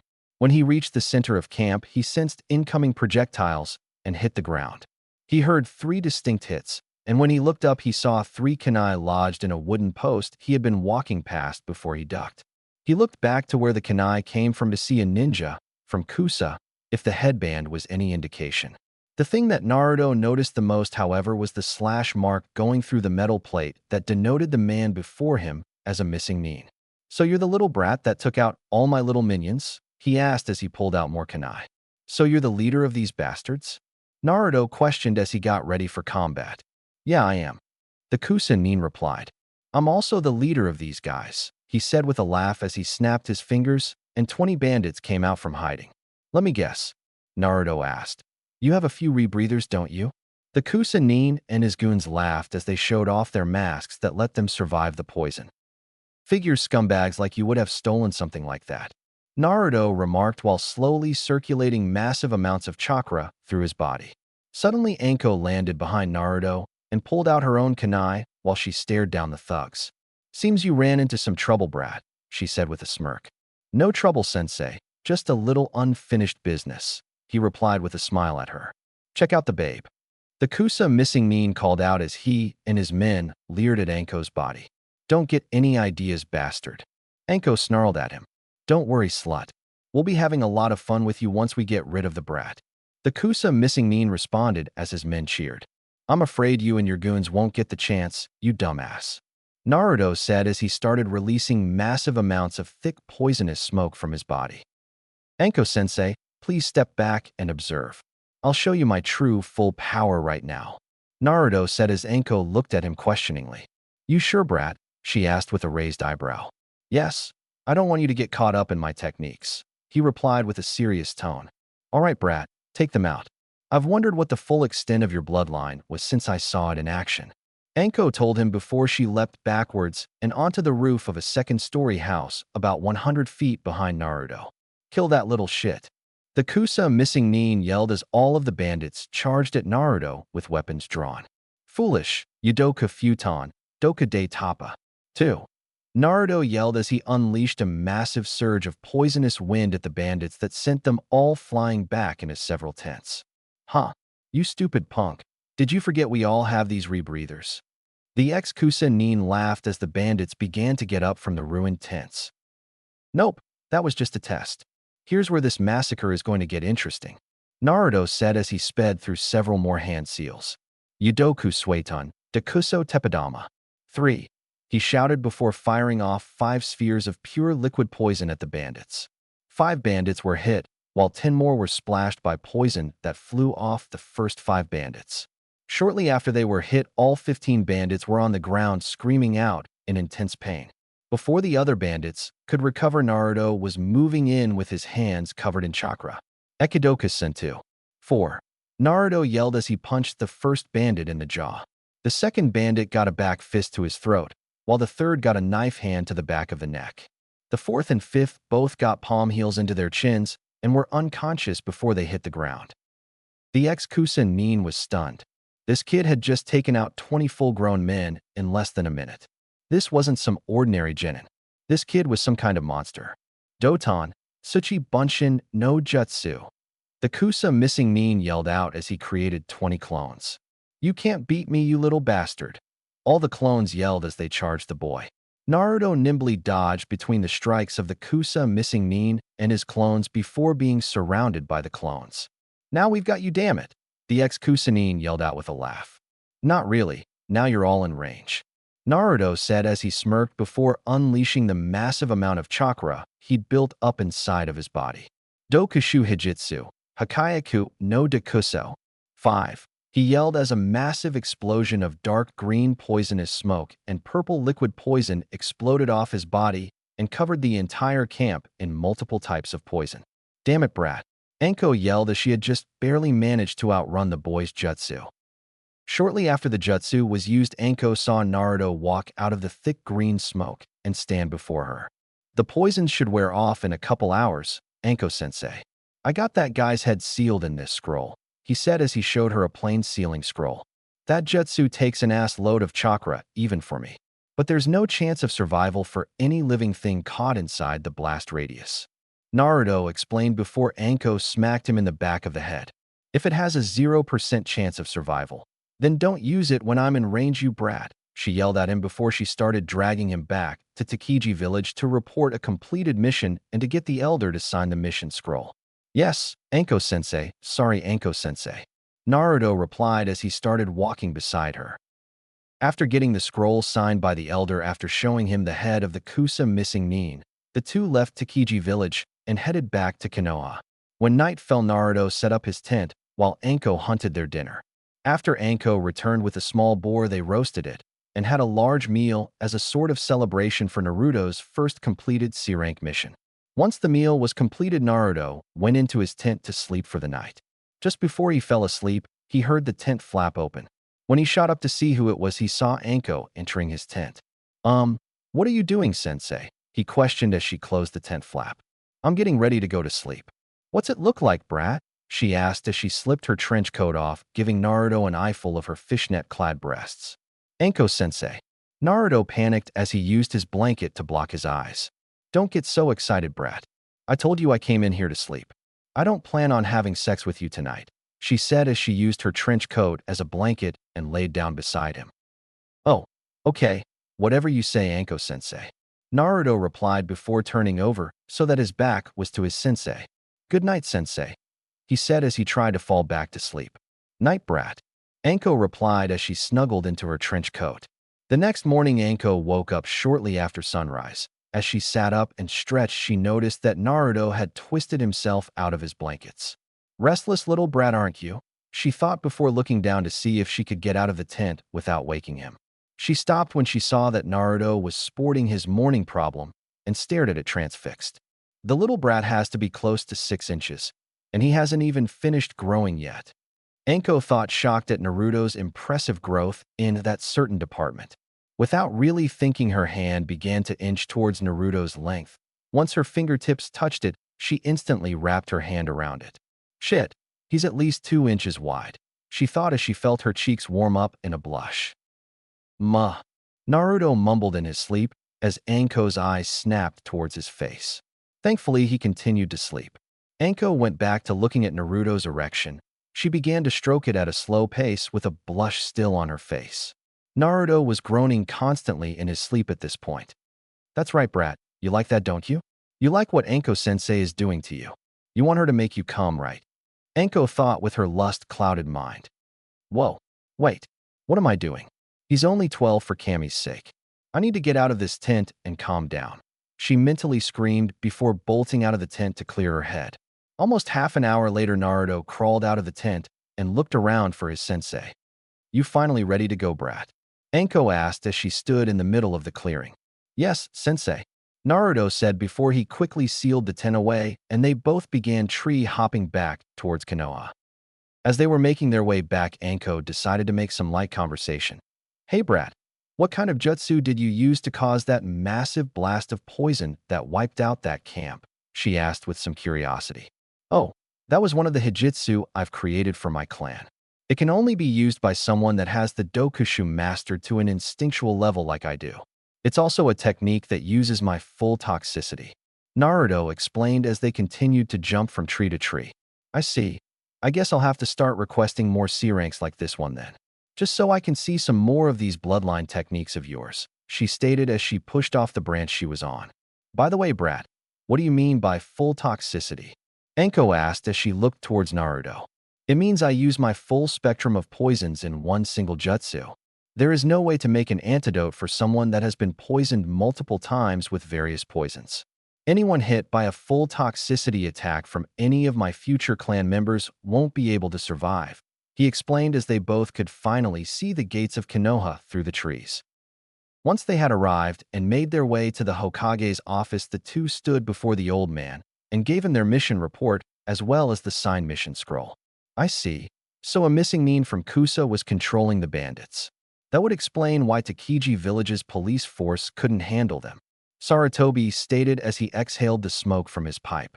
But in any case, I'm sure Kusa will enjoy receiving this man's head. I'll be sure to call you in when they send the bounty money to us, Naruto, he said with a proud grandfatherly smile on his old face. Thanks, Gigi, Naruto said with a smile as he rubbed the back of his head.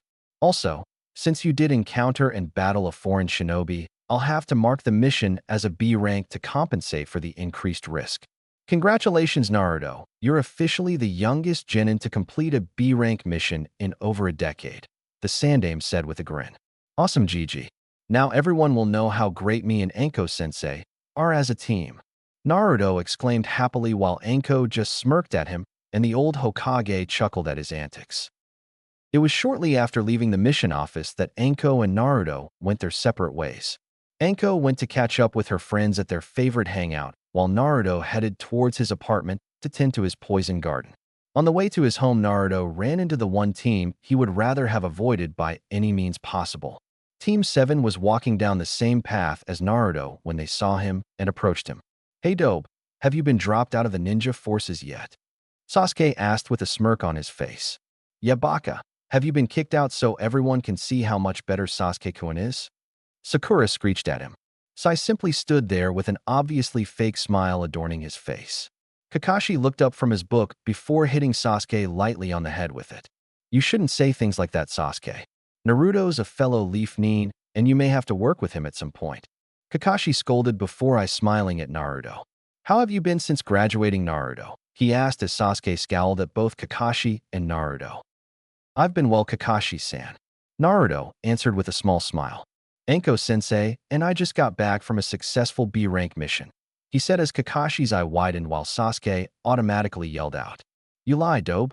They wouldn't let a loser like you do a B-rank mission before an elite Uchiha like me. Sakura, ever the faithful bitch lapdog, automatically supported him. Yeah, you lying, Baka. You couldn't even complete a B rank.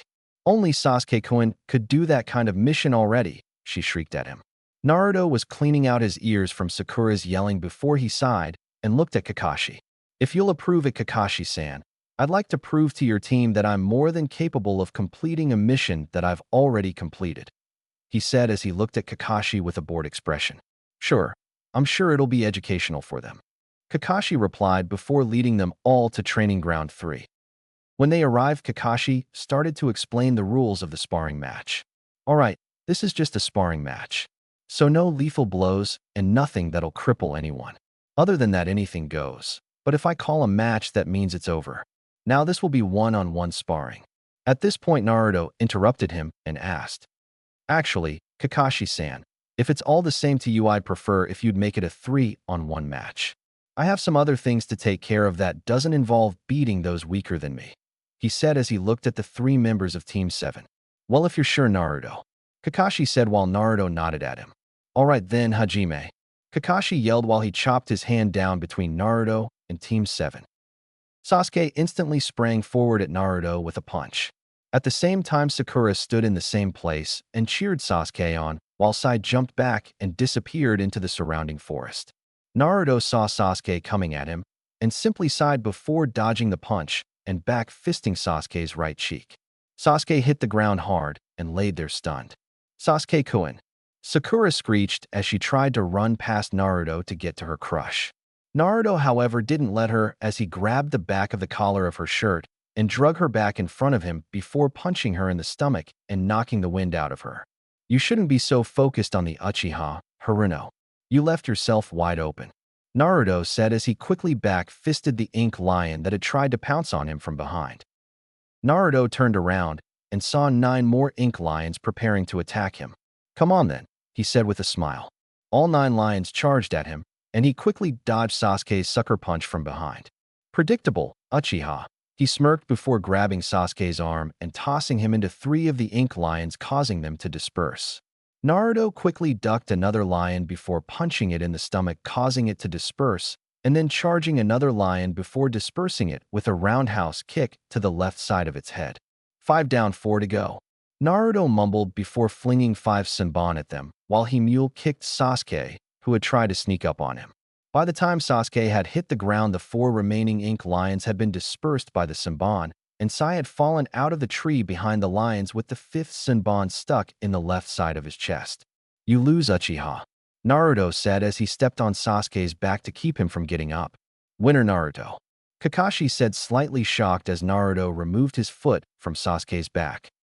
While Naruto was walking away from the sparring area, Sasuke stood up in a rage and flew through hand seals before screaming, Daiyu dope, Katan, Gakakyu no Jutsu. Sasuke unleashed a large fireball at Naruto's back.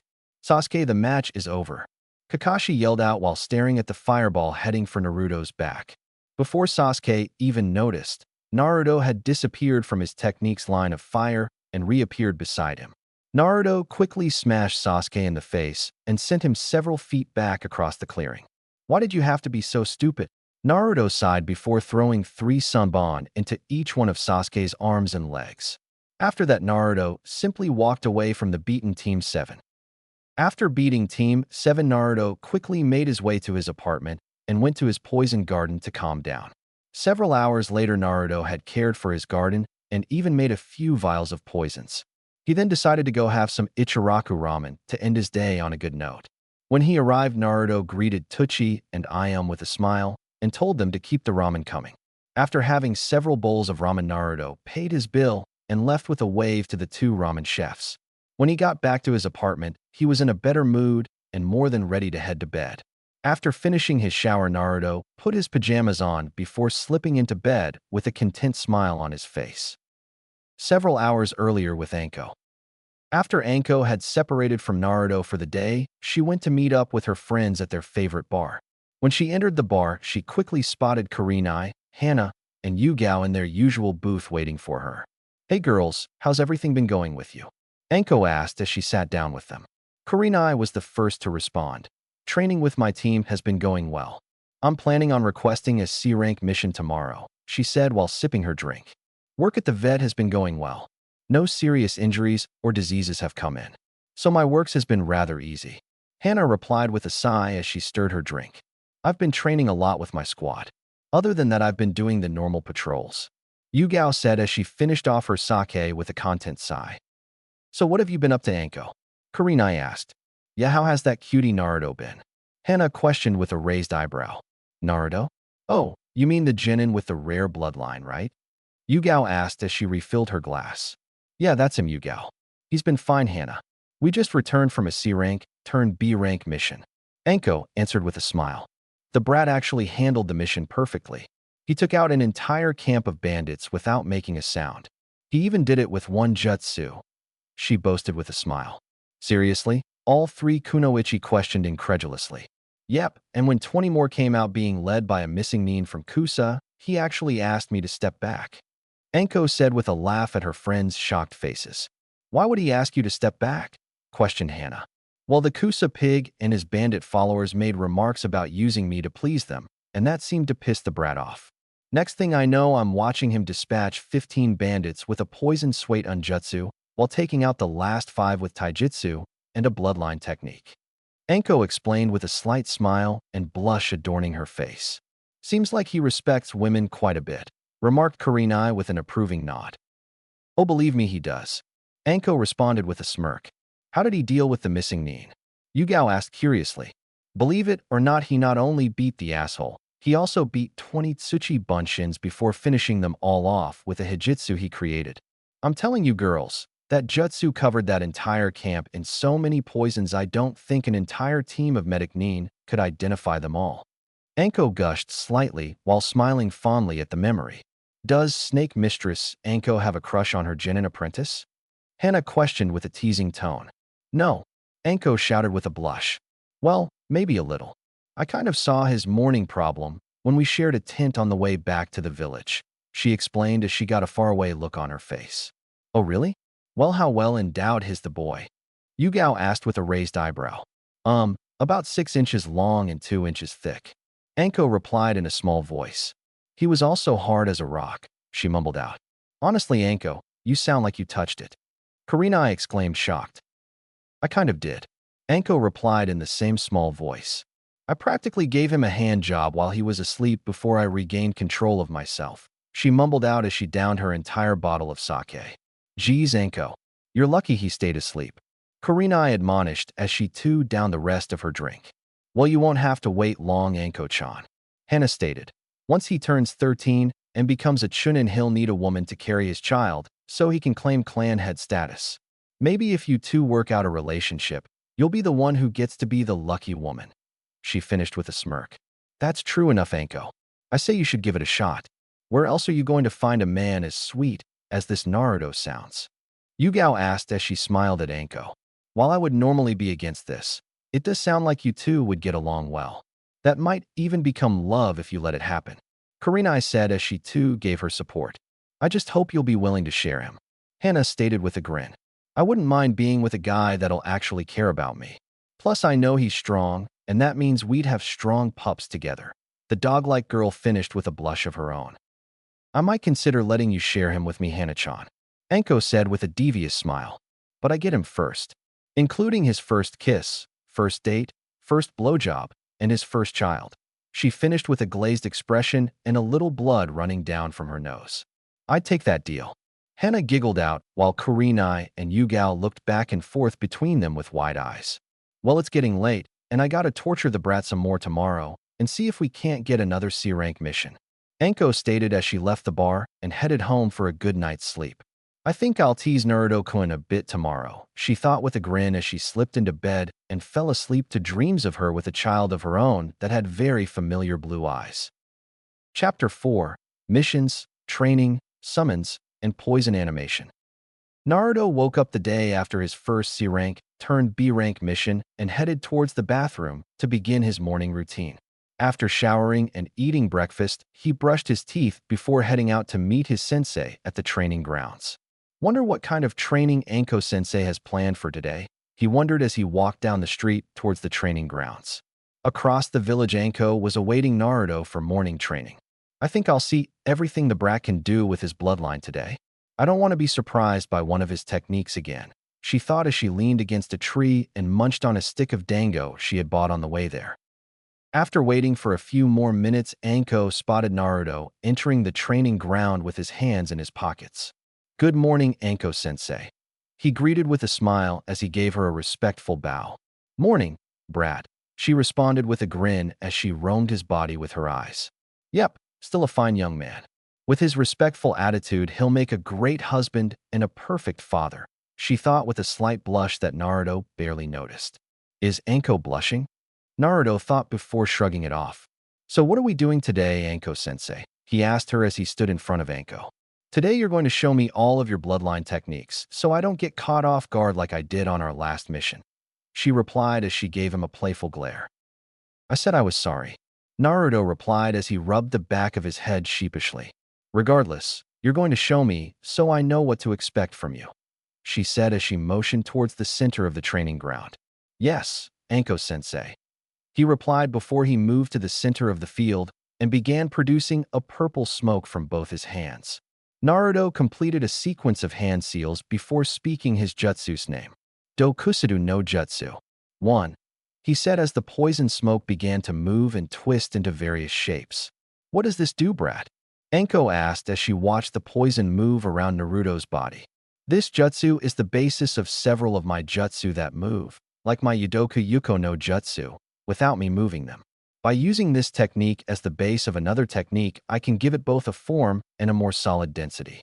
That's how my poison demon foxes are able to bite and actually pierce flesh.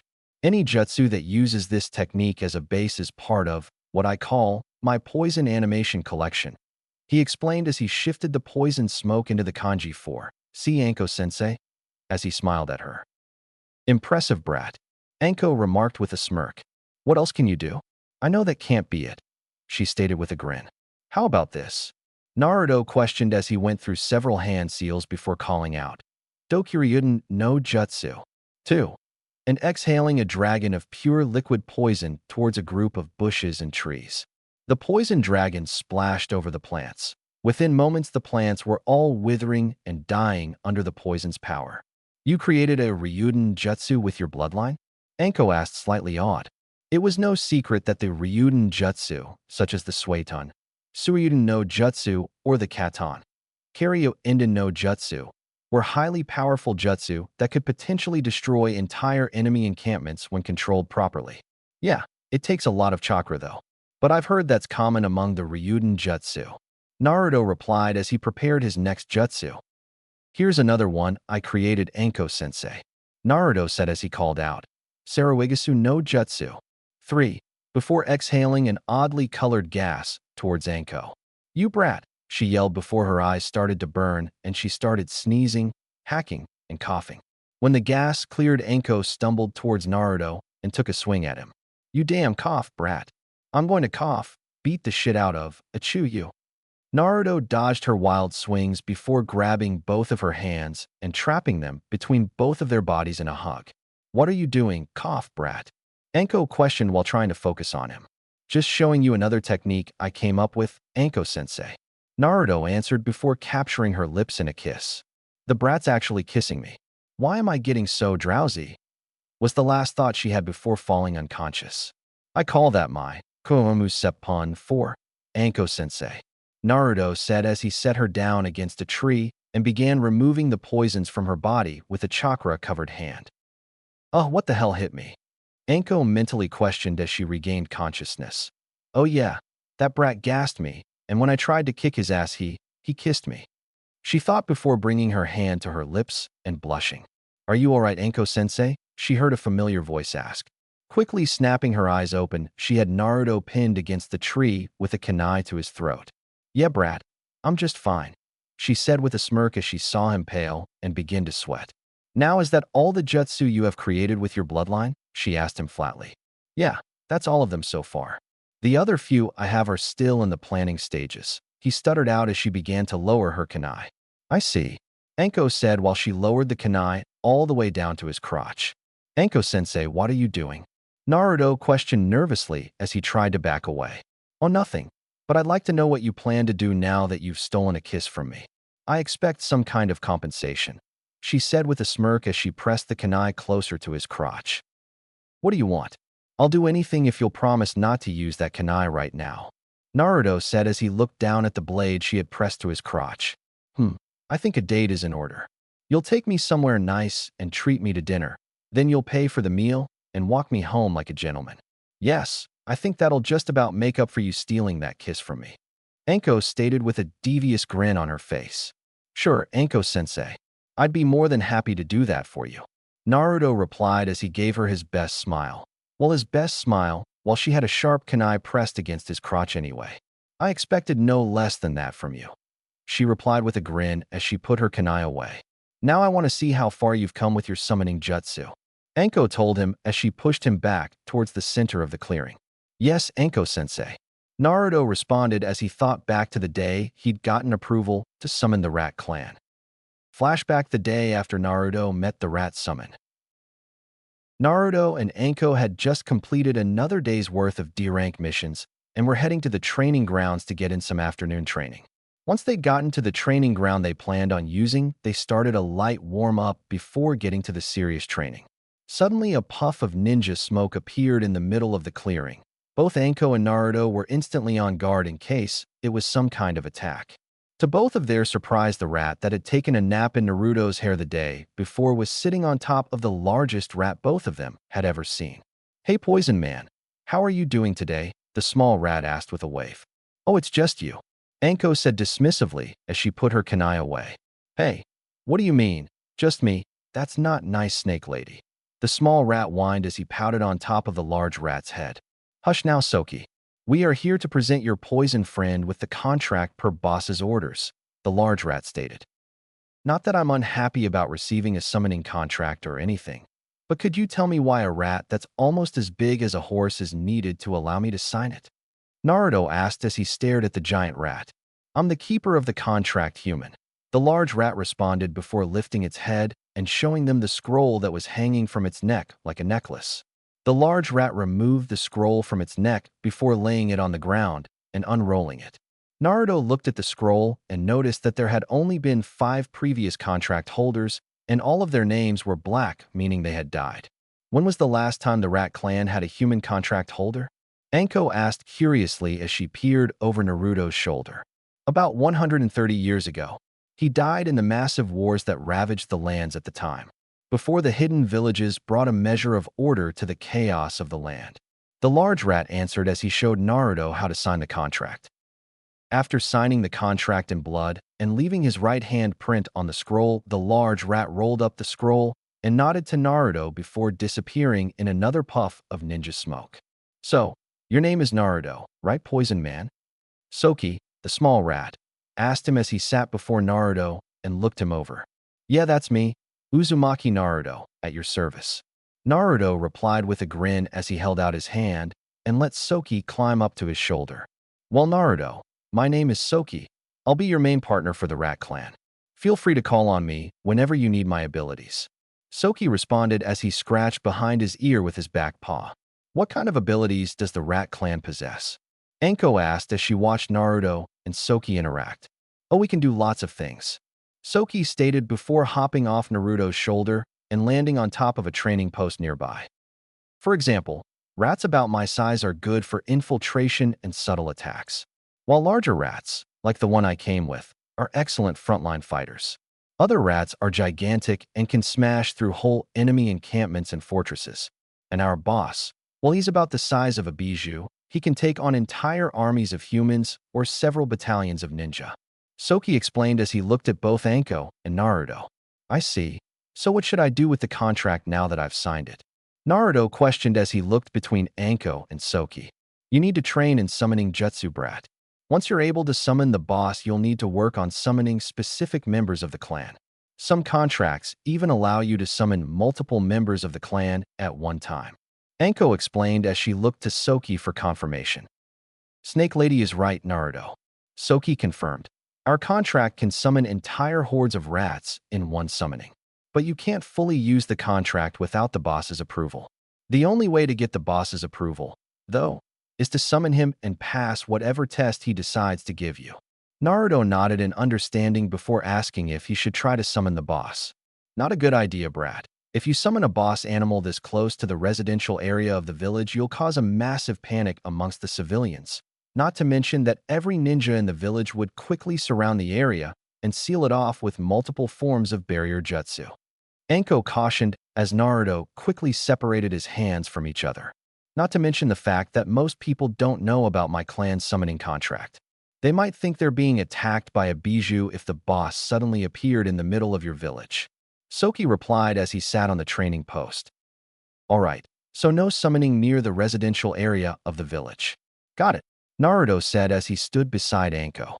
Well, I'd suggest summoning the boss soon. He doesn't like to be kept waiting.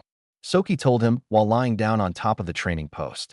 Alright then, brat, we're going to see the Hokage about your new summoning contract. I'm sure he'll give you authorization to summon the rat boss once he designates a proper area for it. Anko stated as she started towards the Hokage tower. Hop on, Soki, Naruto said as his new rat summon jumped onto his shoulder before Naruto followed after Anko. After getting to the Hokage tower and making their way up to the Hokage's office, the trio were ushered into the office where Sarutobi was meeting with Koharu and Hamura. Anko and Naruto, what is it can I do for you today? I'm afraid you'll have to make it quick though, as I'm currently in a meeting, Sarutobi said as he gestured to his former teammates. Hokage-sama, my apprentice recently came into possession of a summoning contract for the Rat Clan, and I've come to you seeking authorization to use one of the large training grounds as the area for his first attempt to summon the contract's boss rat. Anko stated with a bow towards the aged leader. Is this true, Naruto? Hamura asked the boy with a speculative look. Yes, it is, Counselor Midokado. I now hold the contract for the Rat Clan, but I need to summon the boss before I can fully utilize the contract. Naruto replied while scratching Soki behind the ears. Is that a member of your new contract, Naruto? Koharu questioned as she looked at the rat. Yes, he is Counselor Udatane. His name is Soki, he answered as he set Soki on the Hokage's desk for the three elder ninja to examine. Hey, how are you old people doing? Soki questioned the Hokage and his two advisors. Naruto and Anko both face-palmed at the rat's disrespectful greeting. Not much for respect, are you? The Sandame asked as he looked at the rat. Not really. Soki replied before scratching his neck with his back paw. Well, I'm sure we can get an area set up for you to try your hand at summoning Naruto. Just give me an hour or two, and we'll let you know where you can begin your attempts. Sarutobi told him as Anko and Naruto both bowed respectfully to their leader before leaving the office to grab lunch together. 2 hours later, Naruto and Anko were standing on a cliff overlooking a large forested valley that was several square miles in size. I believe this training ground will suit your summoning needs, Naruto, Sarutobi stated as he, Koharu, and Hamura walked up to the sensei and apprentice duo. Yeah, the boss should be more than capable of moving around here. That's already a plus for you, Poison Man, Soki remarked from atop Naruto's head. Alright, brat, go down there and summon the boss so we can start missions again, Anko said with a smirk as she shoved Naruto over the cliff and down towards the training ground. Yes, Anko-sensei, Naruto replied as he landed on the ground safely and started tree-hopping towards the large clearing in the center of the area. So, what do you believe are the boy's chances of summoning the boss today? Koharu questioned as she looked to her old teammates and Anko. I'd give the boy a 50-50 chance of actually summoning the boss today, Hamura answered as they watched the boy arrive in the center of the valley training ground. I can guarantee the brat will summon the boss on his first attempt, Anko declared with a grin. Care to explain your confidence in Naruto's abilities? Saratobi asked her while watching the boy go through the hand seals for the summoning jutsu. Just what I've seen him do. Not to mention what I've read from his files about his chakra capacity. Anko replied before they all heard the shout of Kuchios no Jutsu and directed their attention to the area where Naruto had just vanished inside a massive cloud of summoning smoke. When the smoke cleared, a rat almost 200 feet tall stood in the center of the training field with a curious look on its face as it took in its new surroundings. The boss rat was covered in dark gray, almost black, fur and had what appeared to be armor covering his back, underbelly, and his forelegs. From under the dull metal armor, dirty cloth bandages could be seen. The rat also had similar bandages wrapped around its head and covering the space between its eyes. Who the hell summoned me? The giant rat boomed out as it observed its surroundings warily. I'll be damned. Hamura breathed out in shock. I told you so, counselor, Anko said with a grin. Saratobi looked on fondly as he watched his surrogate grandson try to get the boss rat's attention. The boy is truly impressive, Koharu stated as she too watched on as Naruto finally seemed to get the rat's attention. I summoned you, boss, Naruto said as the rat tried to look up at the small human on top of its head. Come down onto my snout, little one, the rat boss ordered with a twitch of its nose. Sure thing, boss, Naruto replied before leaping down onto the rat's snout. So you summoned me, human? The boss asked as he stared down at Naruto. Yes, I did. I'm hoping to gain your approval to summon your clan, Naruto answered with a bow of respect to the great beast before him. Your manners are excellent, boy. Let's check your scent to see what you're truly like, the giant rat said as he inhaled Naruto's scent and closed his eyes briefly. You smell of various poisons, sweat, the forest, and if I'm not mistaken, multiple flavors of ramen, the rat boss said as he opened his eyes again. Wow, Naruto stated with shock. You can tell all that with just a sniff? The rat boss gave a slight nod, so as not to displace Naruto, before replying. Yes, and your scent and the smells that come from you tell me much more about you. For example, the fact that you smell so heavily of sweat and the forest tells me you spend most of your time training, while the smell of poisons tells me what kind of weapons and techniques you specialize in. The ramen, however, I can only guess that it's your favorite food, the rat boss said while Naruto just nodded in amazement at the rat's sharp nose. So, boss, what test are you going to give me so I can gain your approval? Naruto asked as he stared into the rat boss's eyes eagerly. Well, you've already passed 3 of my normal requirements. The first being that you summon me in an area I'd be comfortable in. This valley provides me ample space to move around and is full of wonderful scenery. The second requirement was your manners upon summoning me. Showing respect to me by bowing when we met proved that you're respectful when you need to be. The third requirement was your scent. The smells that prove you train day after day for hours on end allows me to know that my contract holder is strong enough to show the true strength of my clan. In truth, you've only one more requirement to meet before I give you my approval, the boss rat explained to the now grinning Naruto. What is it? I'll do my best to pass, boss, he stated as he practically shook in anticipation. Bring me a bottle of sake that's big enough to sate a being of my size, the rat boss said as Naruto and all the other humans watching face faulted. Are you serious, boss? Naruto questioned as he rubbed the back of his head.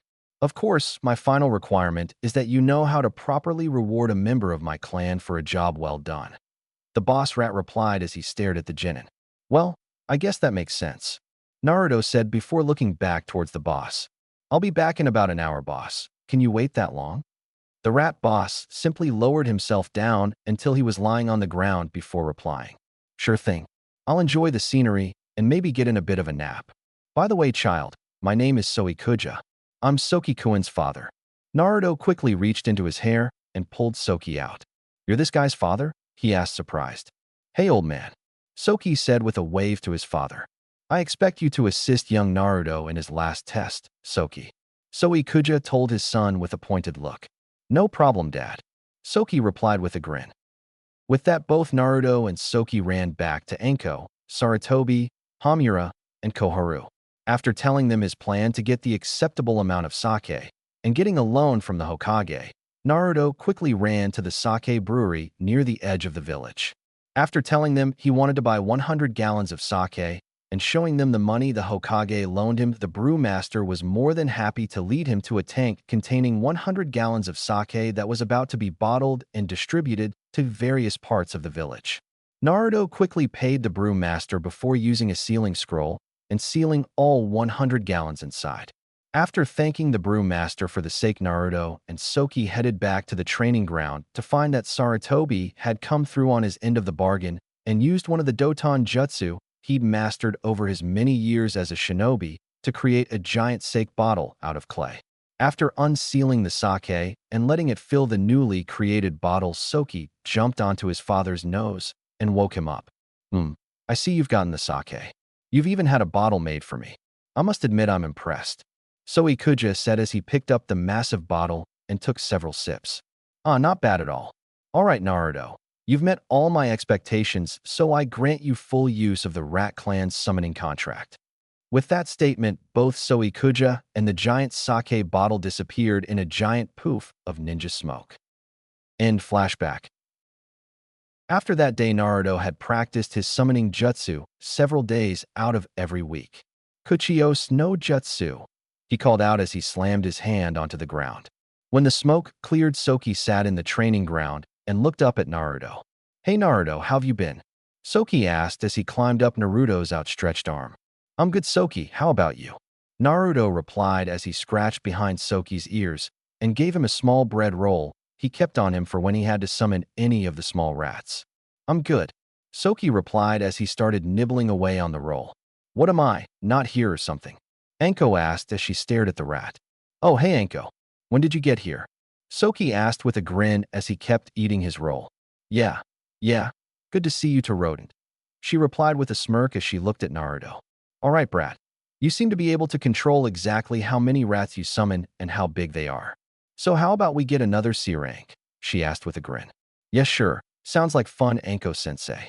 Naruto replied as Soki climbed into his hair and started dozing. With that, both sensei and student made their way to the Hokage Tower to pick up a new mission. When the duo entered the mission office, they came across Team 7, Team 8, and Team 10 waiting to pick up mission of their own. It seemed, however, that Sasuke was arguing about the mission he had received and was currently holding up the other two teams' attempts to get a mission for themselves. Damn it, I'm an elite Uchiha, and I demand a B-rank mission. If the Dobe can do one, then it should be easy for a ninja of my caliber. Sasuke yelled at the Chunin that was distributing the missions. To save the Chunin from having to explain why Sasuke couldn't have a B-rank mission, yet Naruto made himself known by answering for the Chunin. It doesn't matter who you are, Sasuke team. You haven't done enough D-rank missions to even qualify for a C rank, much less a B rank. Naruto stated as he and Anko walked towards the desk. That's what I've been trying to tell you for the last few minutes, Sasuke. Kakashi sighed as he partially looked up from his Ika Ika book to admonish Sasuke. You can't talk to Sasuke-kun like that. Both Ino and Sakura yelled at Naruto. Naruto simply started cleaning out his ear with his pinky, trying to get them to stop ringing. Shut your mouths, you wannabe kunoichi. Anko shouted at the two fangirls. Sakura and Ino instantly shrunk back behind their teams to get away from Anko. Sheesh. Try and tell some emo Avenger the truth, and you have to deal with his rabid howler monkey fangirls. Naruto sighed as he put his hands back in his pockets. I must admit I was surprised by your completion of a B-rank mission, Naruto-san. Asuma stated as he exhaled smoke from his cigarette. It was a bit challenging, but with Anko-sensei there it wasn't anything to really worry about. Naruto said humbly while rubbing the back of his head sheepishly. From what Anko told me, you're the one who actually took out the entire bandit camp. You even took the head of a Kusagakure missing nin that was leading them, if I heard correctly. Kurenai stated as she looked at the boy with a grin. Come on now, Kurenai-san. You're embarrassing me. Naruto said as he looked at the ground while scratching his right cheek. Besides, he was only a C-rank missing nin. A Rouge Chunin that had knowledge of some of Kusagakure's private jutsu. He wasn't really all that strong. All the other genin, besides Sasuke of course, had wide eyes at what they were hearing. But it was because he had said knowledge that Kusagakure has sent you the money to cover that man's bounty, Naruto. Sarutobi stated as everyone turned to look at the desk to see that the Chunin had been relieved by the Hokage himself. Still as sneaky as ever, right Hokage Gigi? Naruto remarked as Sarutobi smiled and handed him a scroll with the word bounty written in kanji on it, as well as a letter with Kusagakure's insignia on it. Naruto quickly opened the letter and absent-mindedly started reading it out loud. Letter from Kusagakure. Dear Uzumaki Naruto, we in Kusa would like to thank you for ridding us of one of our more annoying missing nin. Bokusuchi Tanso, the missing nin you eliminated, held knowledge that could have been disastrous in the wrong hands. We as a village commend you for getting rid of him and his traitorous ways. If you would like, feel free to visit Kusagakure no Sato sometime in the future. We would enjoy meeting the man who helped our village maintain its secrecy. Enclosed in the scroll, which should be with this letter, is Tansu's bounty. His head was worth approximately 250,000 ryo, and it is all there for you to do with as you please. In the future, please feel free to take out any and all Kusa missing nin you come across. You will be given their bounties and free reign to any weapons they have on them. We hope to see more impressive feats from you in the future, young Uzumaki. Sincerely, Tahata Saishu, leader of Kusagakure. End letter. Holy crap, Naruto just got a major payday. Kiba shouted as Naruto looked up from the scroll. I read out loud, didn't I? He asked as Anko nodded with a grin on her face. Very impressive, Naruto-san. Shino complimented from beside his sensei. Yeah, way to go, Naruto. Chuji said with a grin as he reached for more chips. You're so troublesome. Shikamaru stated with a sigh as he looked around bored. GG, good job, Naruto-kun. Hinata stuttered out while poking her fingers together. Thanks, you guys. Looks like I can pay back that loan now, right, Hokage Gigi? Naruto replied with a grin as he stowed away both the letter and the scroll. Yes, it does, Naruto, but we can deal with that at a later time. Now, on to the reason everyone is here. Sarutobi stated as he exhaled smoke from his pipe and picked out several mission scrolls. Team 7 will receive a D rank, he stated as he handed Kakashi a mission scroll with a large D on it. Thank you, Hokage-sama. Kakashi said with a bow before ushering his team out the door. Team 8 has requested 2 D-rank missions for today, Sarutobi said as he handed Kurenai 2 mission scrolls. Thank you, Hokage-sama. Kurenai said with a bow as she and her team left the mission office. Finally, Team 10 has a D-rank mission as well, he said as he gave Asuma a mission scroll. Thanks, Pops.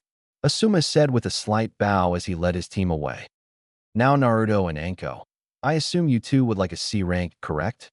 Sarutobi asked while thumbing through the mission scrolls. Yes, sir, Hokage-sama. Anko stated with a smile as she gave a slight bow. I'm glad those two seem to be getting along so well, Sarutobi thought with a smile while looking through the missions he had available. Very well, I believe this mission will suit the two of you quite well.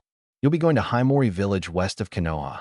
It seems their police force is having some trouble getting rid of a local gang of thugs that have been plaguing the villagers. The police want the gang brought in alive so that they can be arrested and properly sentenced to imprisonment, Sarutobi explained while handing the scroll to Anko. Mission accepted, Hokage-sama. My apprentice and I will be back within a week. With that said, both Naruto and Anko bowed to the Sandame and left the office.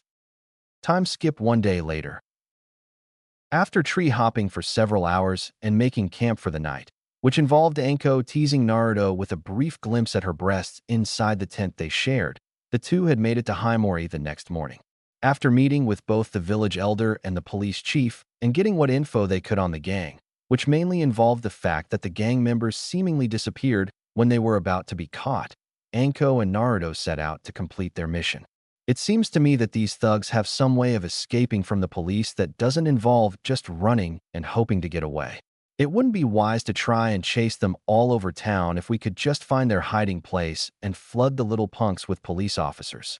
Anko mused as she and Naruto sat on top of the roof of the police station.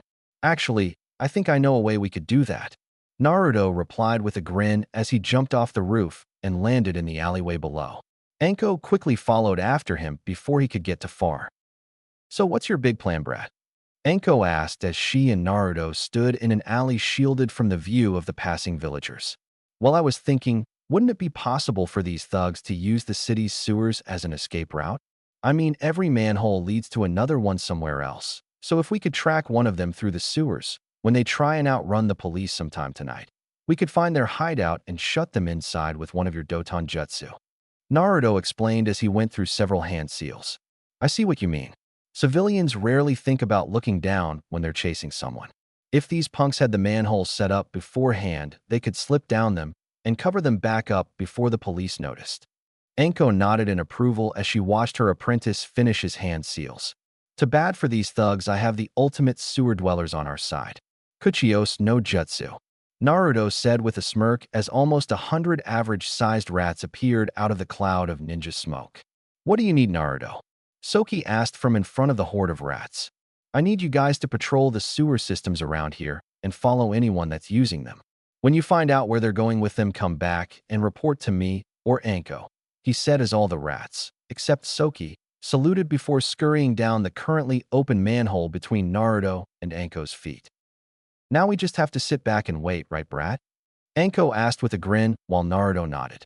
Yep, Soki and the others will know the entire layout of this sewer system in roughly an hour or so, and the thugs don't usually cause trouble until about an hour after sundown, which, by my estimation, isn't for another 3 hours. So I say we just hang out in the restaurant outside this alley until one of my furry friends reports in. He stated before walking out of the alley with Anko by his side. Sounds like a plan, Brat. Besides, a good meal sounds nice right about now. She replied as they both entered the restaurant to get some food. Almost 3.5 hours later, Soki climbed into Naruto's lap under the table he and Anko were sharing and whispered to him. Naruto, we found a guy running through the sewers a few minutes ago. He left the sewers and entered a house near the outskirts of the village. I'll show you where he is. From the sounds of it, there are a lot of other people in the house as well. Soki reported as Naruto smiled before slipping Soki a large roll with a slice of cheese between the two halves Naruto had cut it in. Excellent work, Soki. Tell the others that they can assemble back in the alleyway for their reward. Naruto whispered as he felt Soki hop off his lap before he stood up and told Anko to follow Soki. After several minutes of roof hopping, the two ninja found the house Soki and the other rats had designated as the thugs' hideout. So this is where the little punks are hiding? Anko asked with a raised eyebrow. Yep, about 70 people are currently inside from what the others have told me. Soki responded while finishing off his cheese roll. Well, I leave the entrapment up to you, Anko-sensei. Naruto said with an exaggerated bow. Flattery will get you nowhere, Brat. She responded before she leapt down to the street and went through several hand seals. Doton, Kabamitsu no Jutsu. 5. Anko whispered before putting her hands on the ground. Suddenly, the ground around the house rose up into a hollow cylinder almost 40 feet high and 2 feet thick. The surprised shouts from the now trapped group of thugs filled the air as they tried in vain to find a way out of the giant earthen structure they found themselves in. Well, that takes care of them, Anko said with a smirk as Naruto landed beside her. Now we just wait for the police to arrive, he said with a smile as he stood beside her. It only took the entire police force a few minutes to assemble around the large earthen tower that had suddenly appeared on the outskirts of their village. When they got there, Anko was quick to explain the situation. After the police were up to date on the situation, they quickly surrounded the area. Anko told them she was going to make a hole in and prepared to arrest the thugs that had been giving their village such a hard time. When Anko made the doorway, several thugs predictably ran straight out. The police had no trouble catching them and starting the arrests. Several thugs tried to resist, which made both Anko and Naruto smile, but were quickly subdued when the policemen pulled out their standard-issue jutty and hit them in the back of the head with the bottom of the handle. Shortly after, both Anko and Naruto were getting their mission scroll signed and started their way back to Konoha. They had spent a total of 3 days in Himori Village and were both glad that they were ahead of schedule. After setting up for another night of camping, and Anko teased Naruto again, this time by giving him a brief view of her ass with nothing but her fishnet panties on, they both settled down to sleep. The next morning, both Anko and Naruto broke camp and made it back to Konoha. After turning in their mission scroll and collecting their share of the payment, they both left the mission office.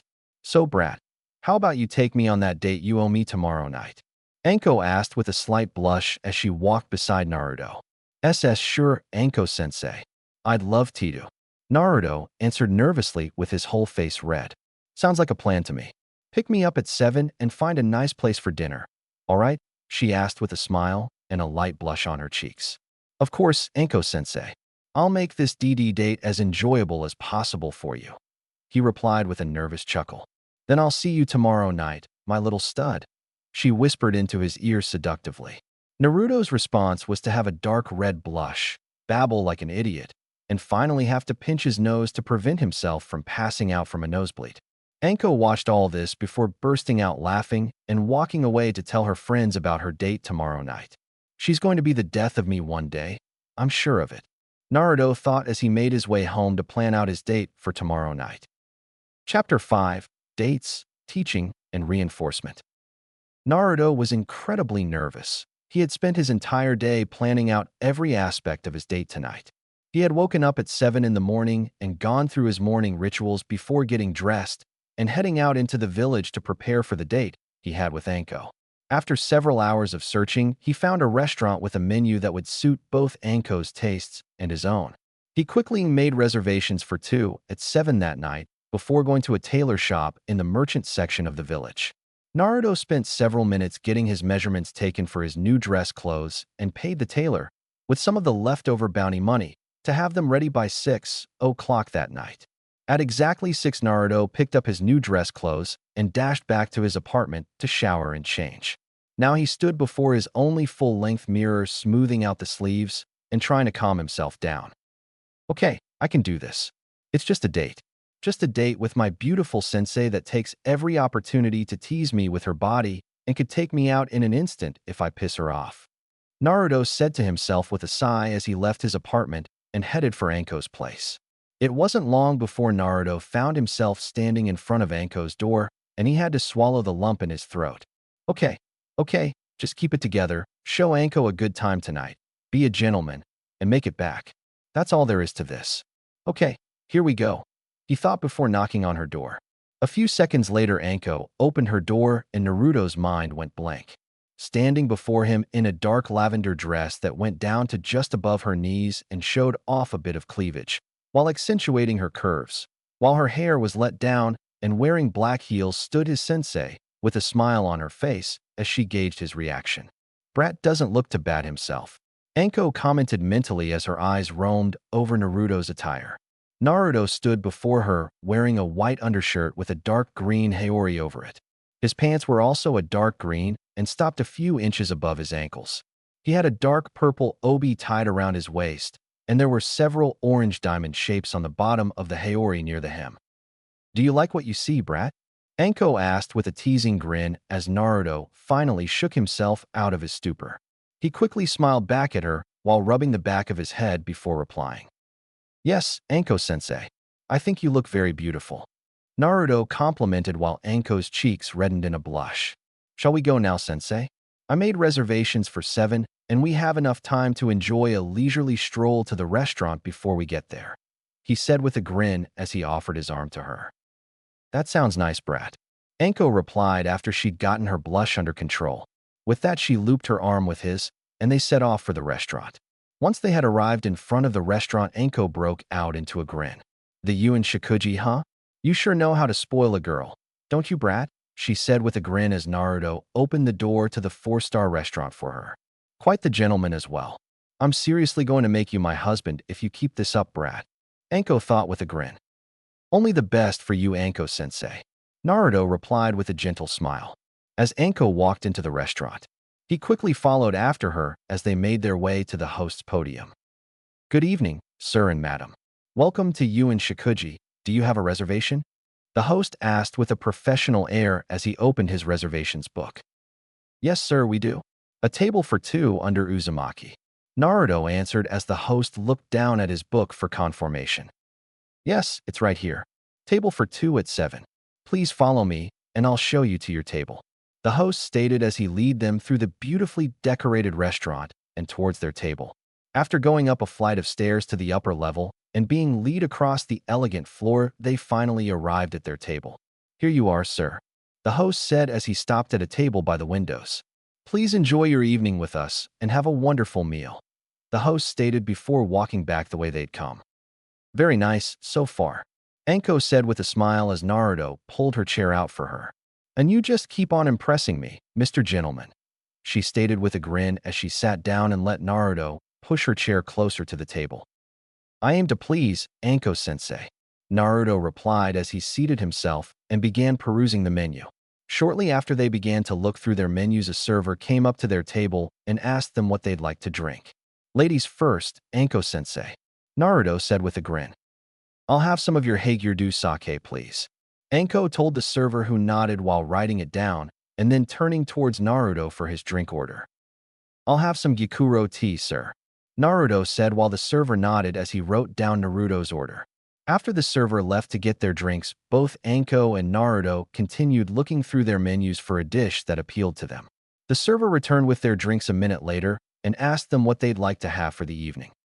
I'll have your beef kushiyaki with a side of fried rice, if you would, Anko stated as the server nodded and complimented her on her choice. He then turned to Naruto and asked for his order. I'd like your motoyaki shrimp meal, sir, Naruto said as the server once again nodded and complimented his choice. After the server took their orders to the kitchen, the two made light small talk and traded humorous tales about their past experiences that had both of them cracking up by the time their food arrived. As their meals were placed in front of them, Naruto and Anko couldn't help but to breathe in the delectable aromas the food produced. After thanking the server and being left to their meals, Naruto and Anko quickly began devouring their food as quickly as possible while still maintaining their manners. When the two had finished, the server returned to take their used dishware back to the kitchen and asked them if they'd like any dessert. If you want something, feel free to order it, Anko-sensei, Naruto told her with a smile as she quickly looked through the dessert menu. After several seconds, Anko had decided what she wanted and looked towards the server. I'd like an order of your chichi dango, please, Anko ordered as the server nodded his head before taking their used dishware back to the kitchen to be washed.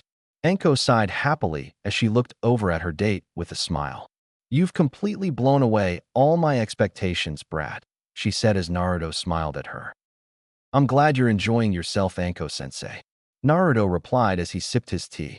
Shortly after that, the server returned with Anko's dessert and refilled both Anko's sake and Naruto's tea. Once he'd left, Anko picked out one of the dumplings and put it in her mouth to eat. Oh yes, that's dango perfection, Anko sighed contentedly as she took another dumpling off the plate. Here, Brad, try one, she said as Naruto reached out to take it. Anko moved it away. Nope, you just open up, Brad, she stated with a devious grin as Naruto's eyes widened. Are you sure, Anko-sensei? Naruto asked, shocked at what she was hinting at. When she nodded, Naruto simply complied and opened his mouth and let Anko feed him the dumpling. You're right, Anko-sensei. These are good, he said with a smile as the sweet dumpling assaulted his taste buds with flavor. Told you, Brad. Now it's your turn, Anko replied with a seductive smirk as Naruto blushed before picking up a dumpling and holding it in front of Anko's mouth. With a wink at Naruto, she opened her mouth and ran her tongue over the dumpling before taking the bite-sized sweet into her mouth and chewing it with a grin. At this point, Naruto had a heavy blush on his face at his sensei's rather suggestive way of eating and was close to a nosebleed like never before. This continued on until they had finished the dessert entirely, at which point the server returned with their check and thanked them for their business. A good meal, if I do say so myself, Naruto said with a grin as Anko nodded. Naruto quickly paid the bill and left a nice tip for the server before pulling Anko's chair back and helping her up. Shall we go, Anko-sensei? He asked as he offered her his arm, which she took with a grin. As they left the restaurant and headed back towards Anko's apartment, they both talked quietly about various topics while they strolled down the street arm in arm. When they stopped in front of Anko's door, she turned towards him and thanked him for the evening. Thank you for this wonderful date tonight, Anko said with a smile as Naruto smiled back. I don't think I've ever been treated as well or spoiled as much as you did for me tonight, she said with a grin as he rubbed the back of his head with a grin. You don't have to thank me, Anko-sensei. It was my pleasure. I really enjoyed tonight too, Naruto replied as he smiled. Before he saw it coming, Anko had captured his lips in a gentle kiss. After realizing what was happening, Naruto slowly closed his eyes and enjoyed the kiss the two were now sharing. When Anko pulled away, Naruto slowly opened his eyes before a small, contented smile appeared on his face. That was nice, he said with a happy sigh. I'm glad you liked it, Anko giggled as she looked at Naruto's dazed expression. Maybe I should let you have one more for being such a gentleman tonight, she asked in a teasing tone before giggling again, when Naruto began to nod his head with a silly grin on his face. All right, I guess I wouldn't mind, she said playfully before their lips met again in a gentle kiss. Shortly after the kiss began, Naruto felt Anko's tongue at his lips and instinctively opened his mouth to deepen the kiss. After several seconds, the two broke apart for air. With a content smile on both of their faces, the two embraced and simply held each other for a moment. Have a good night, Naruto-kun, Anko whispered to him with a smile. You too, Anko-chan, Naruto said quietly as they separated from each other's embrace. You know, I think this is the first time you've called me by my name, he said with a grin as Anko smiled at him. I think you've more than proven to me that you're not a brat, Anko said with a wink as she gave him a chaste kiss on the cheek. Good night, Naruto-kun, she said as she entered her apartment. Good night, Anko-chan. Sweet dreams, Naruto replied before he began to walk back to his place in a happy daze. Anko watched him walk away with a smile before closing her door and heading to bed. Time skipped the next morning. Naruto awoke with a smile still plastered to his face as he recalled his successful date last night. I'm glad that worked out. I think me and Anko-chan could really have a future together, he thought with a happy sigh as he went through his morning ritual. Once he was finished, he left his apartment and headed towards the training grounds that he and Anko regularly used. When he arrived, Anko was already there and sitting on a tree branch watching him. She looks as beautiful as ever, Naruto thought as he waved to her. Good morning, Naruto. Sleep well, Anko asked with a grin that told him she already knew the answer. He also thought it made her look sexy, but she had enough tricks to use on him already, and he didn't think she needed any more. Best sleep I've had so far, Anko-sensei, Naruto replied as he stood beside the tree she was sitting in. With a smile, Anko jumped down beside him and told him their plans for the day. All right, Naruto. Today I'm going to teach you some taijutsu to help polish up your overall form. You're proficient in the art, but I want you to have the basis of a few different styles that you can use or fall back on if you need to, Anko explained while Naruto nodded and followed her as they moved towards the center of the clearing. Today I'll show you the basis of 3 different taijutsu styles, and we'll practice them every day until you're proficient in their combat application, she said as they stopped in the center of the clearing. The 3 styles you'll be learning from me are called Hebadaijiki Ryu 1, Tetsugoi Ryu 2, and Reikimudii Ryu 3. Once you become proficient in these 3 styles and are able to transition between them in the heat of battle, you'll be almost unbeatable in terms of taijutsu. However, learning these styles to that degree can take several months, and to actually master them takes many years longer than that. So for now, we'll just get you up to proficiency, Anko explained as she took the first stance and Naruto began mimicking her stances and movement. Time skipped 3 months later. Naruto woke up at his usual time of 7 in the morning. After the last 3 months of Anko drilling 3 taijutsu styles into his head and kicking the crap out of him during their taijutsu spars, Naruto had reached proficiency in all 3 styles. Between the constant training and missions for the village, Naruto and Anko had gone on several dates over the last 3 months, and the two were closer to each other now than ever before. To say Naruto was happy was an understatement. He had a sensei that was devoted to making him stronger, and a loving girlfriend that had promised him a wild first time once he turned 13. Just thinking of that certain promise of Anko's had Naruto blushing up a storm. After locking his door and heading to the training grounds to meet Anko, Naruto began to wonder what kind of mission they'd get today. Anko was currently waiting for her boyfriend/apprentice to meet her at their usual training grounds so they could head to the missions office to get another C-rank mission. She was actually contemplating requesting a B-rank mission just to see how far Naruto had come since his last B rank, not to mention the fact that she loved to watch him fight strong opponents. It gave her a sense of pride to see her apprentice/boyfriend use the skills she'd taught him to complete their missions. She'd also started counting down the weeks until his 13th birthday, when he became a legal adult in the eyes of the village's laws. She'd already promised him a wild night, and she couldn't help but to be slightly impatient for it. After all, if things went according to the plans she'd made, Naruto would be able to claim clan head status soon after he passed the Chunin selection exams, and she'd get to marry the man she loved and have a child with him all in a relatively short amount of time after his birthday. Those thoughts alone made Anko want to drag Naruto to her house, throw him onto her bed, and have her way with him until she was sure they were parents. "Good morning, Anko-sensei," Naruto called, breaking Anko from her love-filled lusty thoughts. She quickly looked up at him with a bright smile and waved at him from across the clearing. "Morning, Naruto. Are you ready for another mission?" Anko asked as they met in the middle of the clearing. "Yes, Anko-sensei, I believe I am," Naruto said while he smiled at her. "I'm also ready for another date with you," he remarked as she blushed before playfully pushing his shoulder. "We had a date 3 nights ago. Are you already missing my loving company?" Anko asked with a smirk as she gave him a little pose and a sexy look with her eyes half-lidded. "I miss your company as soon as we separate each day," Naruto replied with a grin as he rubbed his neck. "You're what makes me keep going after all," he said playfully when she blushed. Deciding to get him back for making her blush, Anko came up with a devious plan. "Then I suppose this will keep you going all day, right?" she said as she quickly pulled her trench coat completely open, showing him her fishnet-clad breasts for a full 3 seconds before covering them again. Aye. What were we talking about?" Naruto asked as he stuttered and blushed profusely while trying to stop a nosebleed from happening. All the while Anko was giggling at her boyfriend's antics. "All right, Naruto-kun, let's get going before we both get completely sidetracked," Anko said as she started walking towards the mission office. Naruto was still trying to prevent his nosebleed, so he simply followed along behind her until he got himself back under control. Once they'd arrived at the mission office, they entered to find the Sandame reading an average-looking scroll with a troubled look on his face. "Hokage-sama, Mitarashi Anko, and Uzumaki Naruto reporting for mission assignment," Anko said while she and Naruto both bowed to their leader. "Ah, Anko and Naruto, you two will be perfect for this situation," the Sandame stated as he looked the two over. Naruto and Anko both looked at each other before returning their gazes back to the Hokage.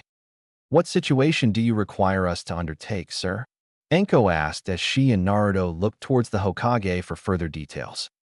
"It seems that Team 7's first C-rank mission has been falsified somewhat.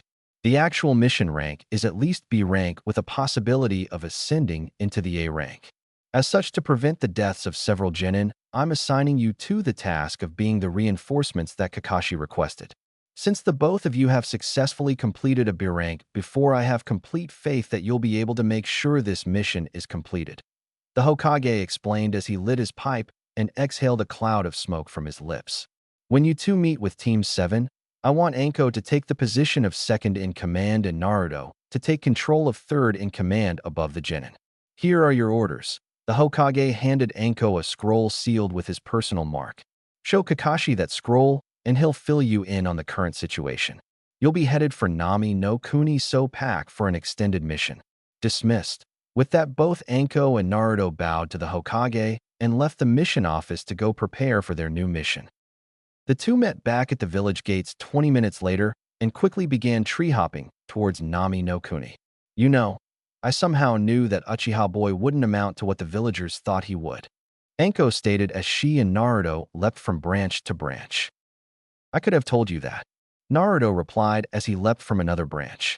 "If you listened to what some of the villagers said about him, you'd think he was the best thing to happen to Shinobi since the Shodame Hokage," he stated while Anko chuckled at the audacity of the statement. "Oh well, that's why they're civilians and we're ninja. We know the truth about this kind of thing. Just because you're from a famous clan doesn't mean you'll amount to shit without some hard work," Anko said with a shrug as Naruto nodded in agreement. It was about 3 hours later when the duo reached the shores of Hai no Kuni. "All right, Naruto, do you think you can water walk the whole way?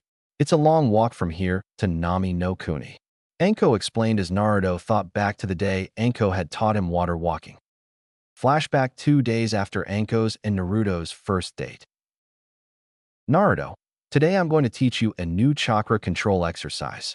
It's called water walking, and it allows you to do exactly what it says, walk on water. Once you learn this, you'll have a much better control over your chakra, and you'll probably be able to use some of your more powerful jutsu without tiring yourself out as much," Anko said as Naruto stood before her listening to her explanation.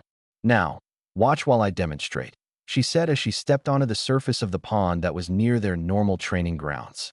Naruto watched as Anko walked on top of the water before stopping and staring at him. Well, hurry up and try it out. All you have to do is find the right amount of chakra that'll keep you above the water. Too much, and the water will fly away from your feet, and you'll fall in.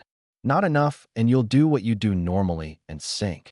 She explained as Naruto nodded before putting his right foot on the water's surface and focusing his chakra into his foot to get a feel for how much he'd need.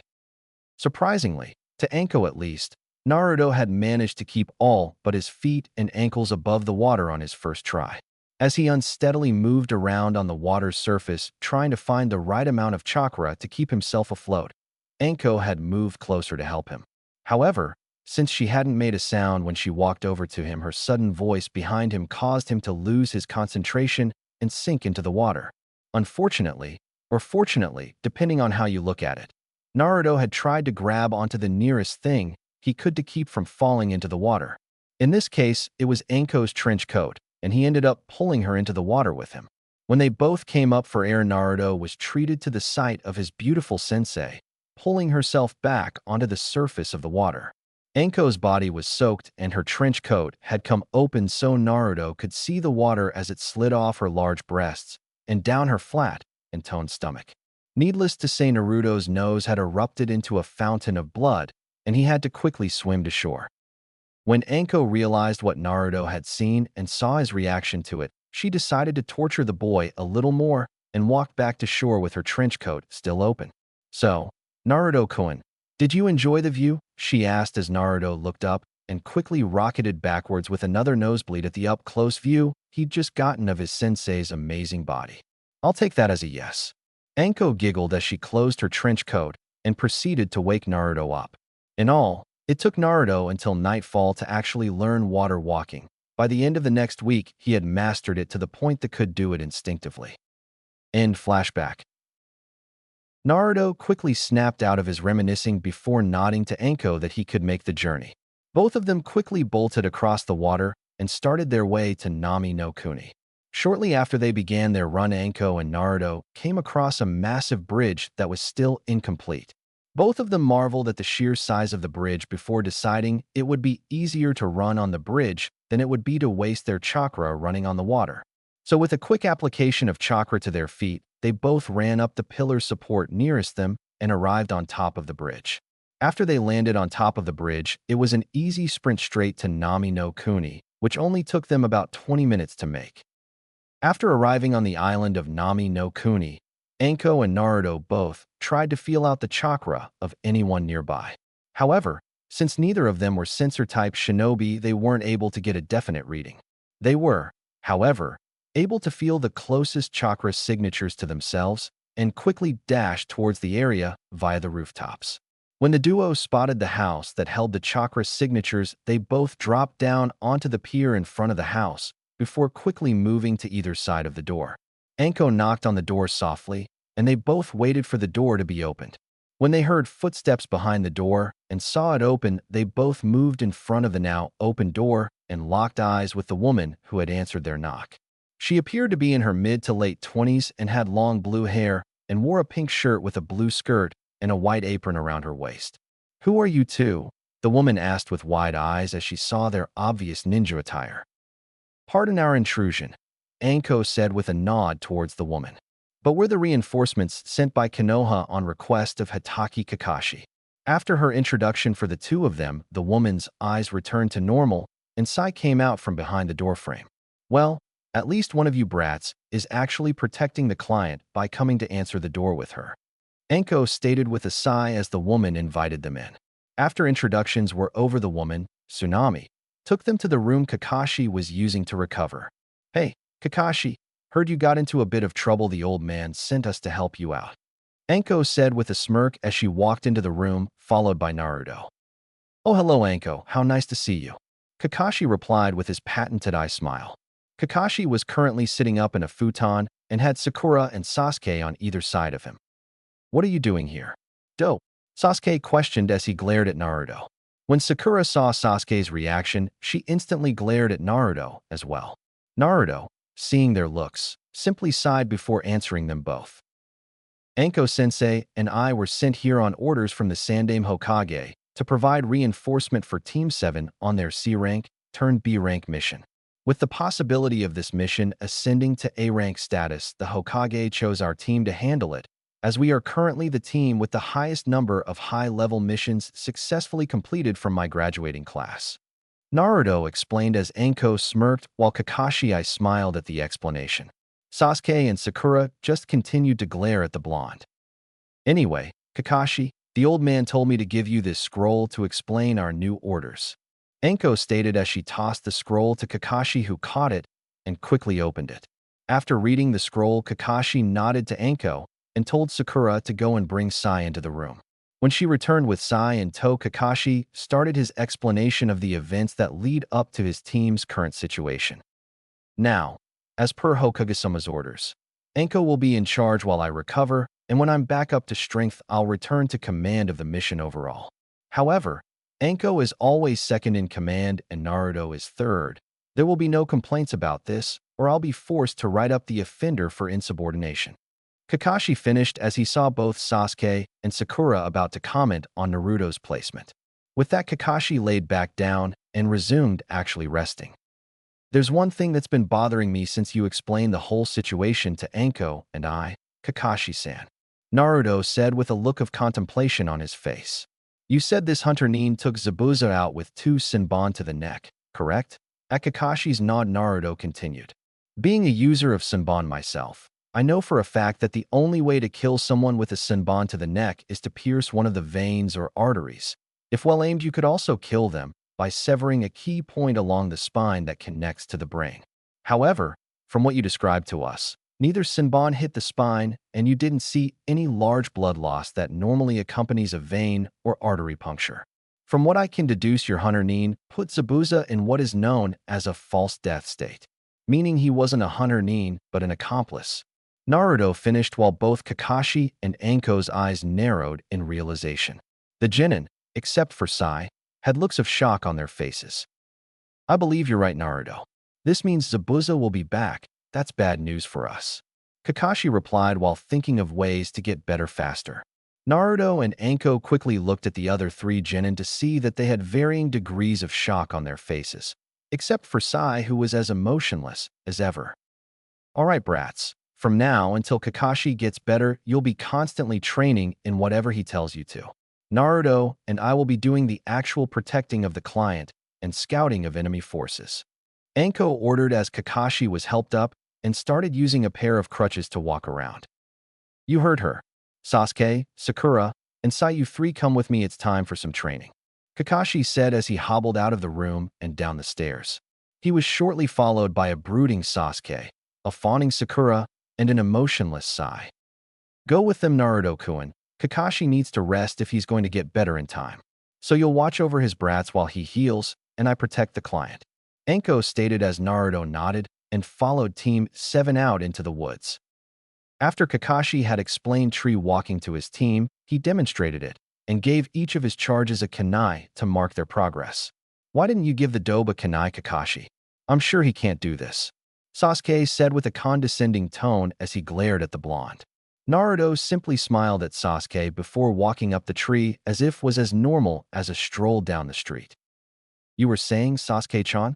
Naruto questioned as he stood upside down on a tree branch a few feet away from Kakashi.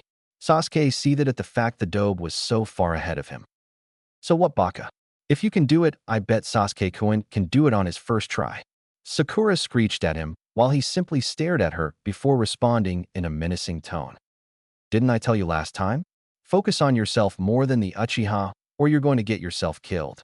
Naruto admonished her with a cold voice that sent chills down Sakura's spine. I believe I can handle your team, Kakashi-san. Please return to the client's house and continue your recuperation. Naruto said with a wave of his hand towards Tsunami's house. I think I'll take you up on that offer, Naruto. Kakashi said before turning towards his team. You 3 remember, Naruto is in command when Anko and I aren't around. If I hear even one negative remark about any of you, consider yourself written up for insubordination. Kakashi told them in a serious tone before he hobbled his way back to the house to rest. Well, what are you 3 waiting for? An invitation? Start the training. Naruto said as Sasuke and Sakura both glared at him before doing as told, while Sai simply took his kunai and began to slowly scale the tree. This is going to be a long mission, Naruto thought as he watched Team 7 work. Hey, this isn't so hard. Sakura shouted as Naruto turned his head from the branch he was sitting on to look at her. Sakura was 20 feet off the ground and sitting on a limb, 10 feet below Naruto's current resting place, on her own tree. Sasuke glared at the fact that even his useless female teammate was already better at this than he was before trying again. That's good, Sakura-san, Naruto said with a gentle tone. Now walk down the tree and do it again. He finished with a grin. Sakura stared at him with an questioning look. Why? I'm already up here. Doesn't that mean I'm finished? Sakura asked while Naruto simply shook his head no. Nope. To truly master this exercise means you can do it without thinking about it, and for as long as you need to. Naruto explained while he laid against his tree 30 feet off the ground. I think another 5 will do, he said to her as he relaxed. 5 more times up and down the tree. Sakura asked for confirmation as she thought about how she'd impress Sasuke with her quick mastery of this skill. No, Naruto said with a wave of his hand. 5 more hours of you walking up and down the tree. He finished with a devious grin. What? Sakura shrieked, so loud all the birds in the area took flight to escape the noise. This is going to be a really long mission, Naruto thought with a sigh as he told Sakura to hurry up. Chapter 6. Meetings, Curiosity, and Preparing for Battle. It was several hours later that Naruto and an exhausted Team 7 returned to Tsunami's home. Upon their arrival, Naruto met the actual client, Tazuna, and they all sat down for a dinner prepared by Tsunami. Shortly after the meal began, Kakashi asked Naruto about the progress his team had made on the tree walking exercise. So, how are my students doing on tree walking, Naruto? Kakashi asked as he looked at his worn-out students. They're progressing, Naruto replied with a shrug as he took a sip of tea.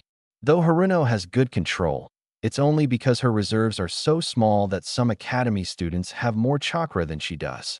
I'm having her run up and down the tree continuously to build up her reserves. Naruto continued as he finished a piece of fish and picked up his bowl of rice. The other two have an average amount of chakra and about average control of it. I believe Sai will finish the exercise tomorrow. Sasuke, however, probably won't finish the exercise until late tomorrow night at the earliest. Naruto finished as he started to eat his rice. I see. That was a very informative report on their progress, Naruto, Kakashi stated with his patented eye smile. Yeah, Naruto here will make a great Jounin sensei someday, Anko praised while winking at Naruto flirtatiously. That's probably a couple years away, Anko sensei, Naruto replied as he set his empty rice bowl down and took another sip of tea. Yeah, right. Everyone knows the Dobe won't make it to Jounin. He'll be lucky if he ever gets promoted to Chunin, Sasuke mumbled while glaring at Naruto from across the table. Naruto merely locked eyes with Sasuke before an evil grin appeared on his face. Well then, Sasuke-chan, I hope you enjoyed today's training session because tomorrow you're going to be doing it for twice as long, Naruto said with a smile at the paling Uchiha. You can't do that to Sasuke-kun, you baka? Sakura tried to yell, but it came out more as a tired mumble. Naruto simply turned his eyes on Sakura, causing her to shrink down in her seat. Would you like to join him, Haruno? Naruto questioned as Sakura shook her head in the negative while sending an apologetic gaze at Sasuke. I didn't think so. Please, refrain from bringing punishment on yourself by trying to defend someone who is clearly in the wrong, Naruto told her as he went back to his tea. Naruto's right, Sakura. Sasuke was in the wrong to say that to a superior, especially on a mission. Naruto, as the one overseeing your training, has the authority to apply any punishment he deems necessary to you three if you step out of line, Kakashi stated as he got out his Ika Ika Paradise and began reading at the table. Time skipped the next day. After everyone was up and breakfast had been finished, Naruto and Team 7 headed back into the forest to continue the training. Sakura was told to continuously run up and down the tree to build her reserves, while Sai and Sasuke were told to make it to the top of their trees. It was around dinner time when Naruto sent Sakura and Sai back to the house while telling them that their training was over for the day. When Sasuke tried to follow, Naruto spoke up. Where are you going, Sasuke? Did you forget? You still have your punishment training to do. Naruto said with a pointed look at Sasuke. Sasuke turned towards Naruto and glared heatedly. Why should I have to follow your punishment, Dobe? I plan on going to eat, and then I might humor you and come back to train some more. Sasuke stated with an arrogant smirk on his face as he started walking towards the house again. Well, I must admit, I saw this coming. Naruto sighed before taking a vial of poison out of his left belt pouch and a sunbon out of his back belt pouch. After spreading a dose of the poison onto the needle, Naruto threw the needle at Sasuke, striking him in the left ass cheek. Sasuke's pain yelp was the last thing he was able to get out before he reached behind himself and pulled the sunbon out. What the hell are you doing, Dope? Sasuke snarled as he glared at the blonde with rage. Just administering a counter-punishment, Sasuke-chan. Naruto responded as Sasuke felt his limbs getting harder to move. I've just given you a dose of Mahishiken 1 poison. It paralyzes the limbs of the victim, making movement impossible. Now, on to your new punishment. Naruto said with a grin as he dragged Sasuke by his shirt back up the tree and put him near the top. Now, Sasuke-chan, since the poison I hit you with doesn't restrict chakra flow at all, I'm going to leave you up here for another few hours. If you lose your concentration and fall, your paralyzed limbs won't be able to save you. But if you keep your chakra control steady, you won't have any problems. Naruto explained as he walked back down the tree, while Sasuke stuck himself firmly to the bark. About 2 hours later, Kakashi, Sakura, and Anko entered the clearing to see Naruto sitting on a branch about 30 feet off the ground in a meditative position, while Sasuke was near the top of the tree, sweating from the strain of keeping himself from falling. What did you do to Sasuke-kun, Naruto? Sakura screeched as she started to walk up the tree to get to Sasuke. I'm curious myself, Naruto. It doesn't look like Sasuke is able to get down on his own, Kakashi said while looking at his student's sweating and exhausted appearance. He back-talked you again, right, Naruto? Anko asked with a sigh as Naruto opened his eyes. Got it in one, Anko-sensei. Naruto replied as he flicked Sakura's forehead when she tried to walk past his branch on her way to Sasuke. The flick was more than enough to break Sakura's focus as she fell back to the ground and landed unsteadily on her feet. So, what did you administer as punishment, Naruto? Kakashi asked as he saw Sasuke start to shake from the strain of holding himself up. I temporarily paralyzed Sasuke's limbs and made him hold himself up there until I believe he's learned his lesson. Naruto answered as he stood up on his branch and stretched. Sakura suddenly screamed and Naruto sighed before holding out his right arm and catching Sasuke's ankle as he fell from the treetop. So, Sasuke, have you learned your lesson? Naruto asked as he stared into Sasuke's eyes. Sasuke's eyes glared at Naruto, but also showed that he didn't want to go through that punishment again. I'll accept that as a yes for now. Naruto sighed as he walked back down the tree with Sasuke still suspended upside down by his ankle in Naruto's hand. Naruto laid Sasuke on the ground before taking out a vial from his right belt pouch and making Sasuke swallow its contents. That was the antidote. Sasuke will be fine in a few minutes. Naruto told everyone as he and Anko walked back to the house as Sakura rushed to Sasuke's side and Kakashi waited for his student to be able to walk on his own. Time skipped 2 days before Zabuza's return. After Sasuke's punishment, Naruto hadn't had any trouble from any member of Team 7 during training.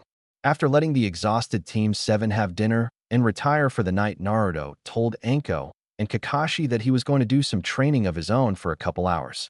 After getting confirmation from Kakashi and Anko sneaking him a kiss, Naruto left the house and went into the forest to train. Several hours later found Naruto still training to perfect a new combination ninjutsu and taijutsu move for his Reikimudai Ryu, called Reshu Kokyuha 2. The main idea of the technique was to gather chakra into your palm and stabilize it in a spherical form before basically kicking it at your opponent. Once the chakra made contact with a physical object or another source of chakra, it would explode to cause damage.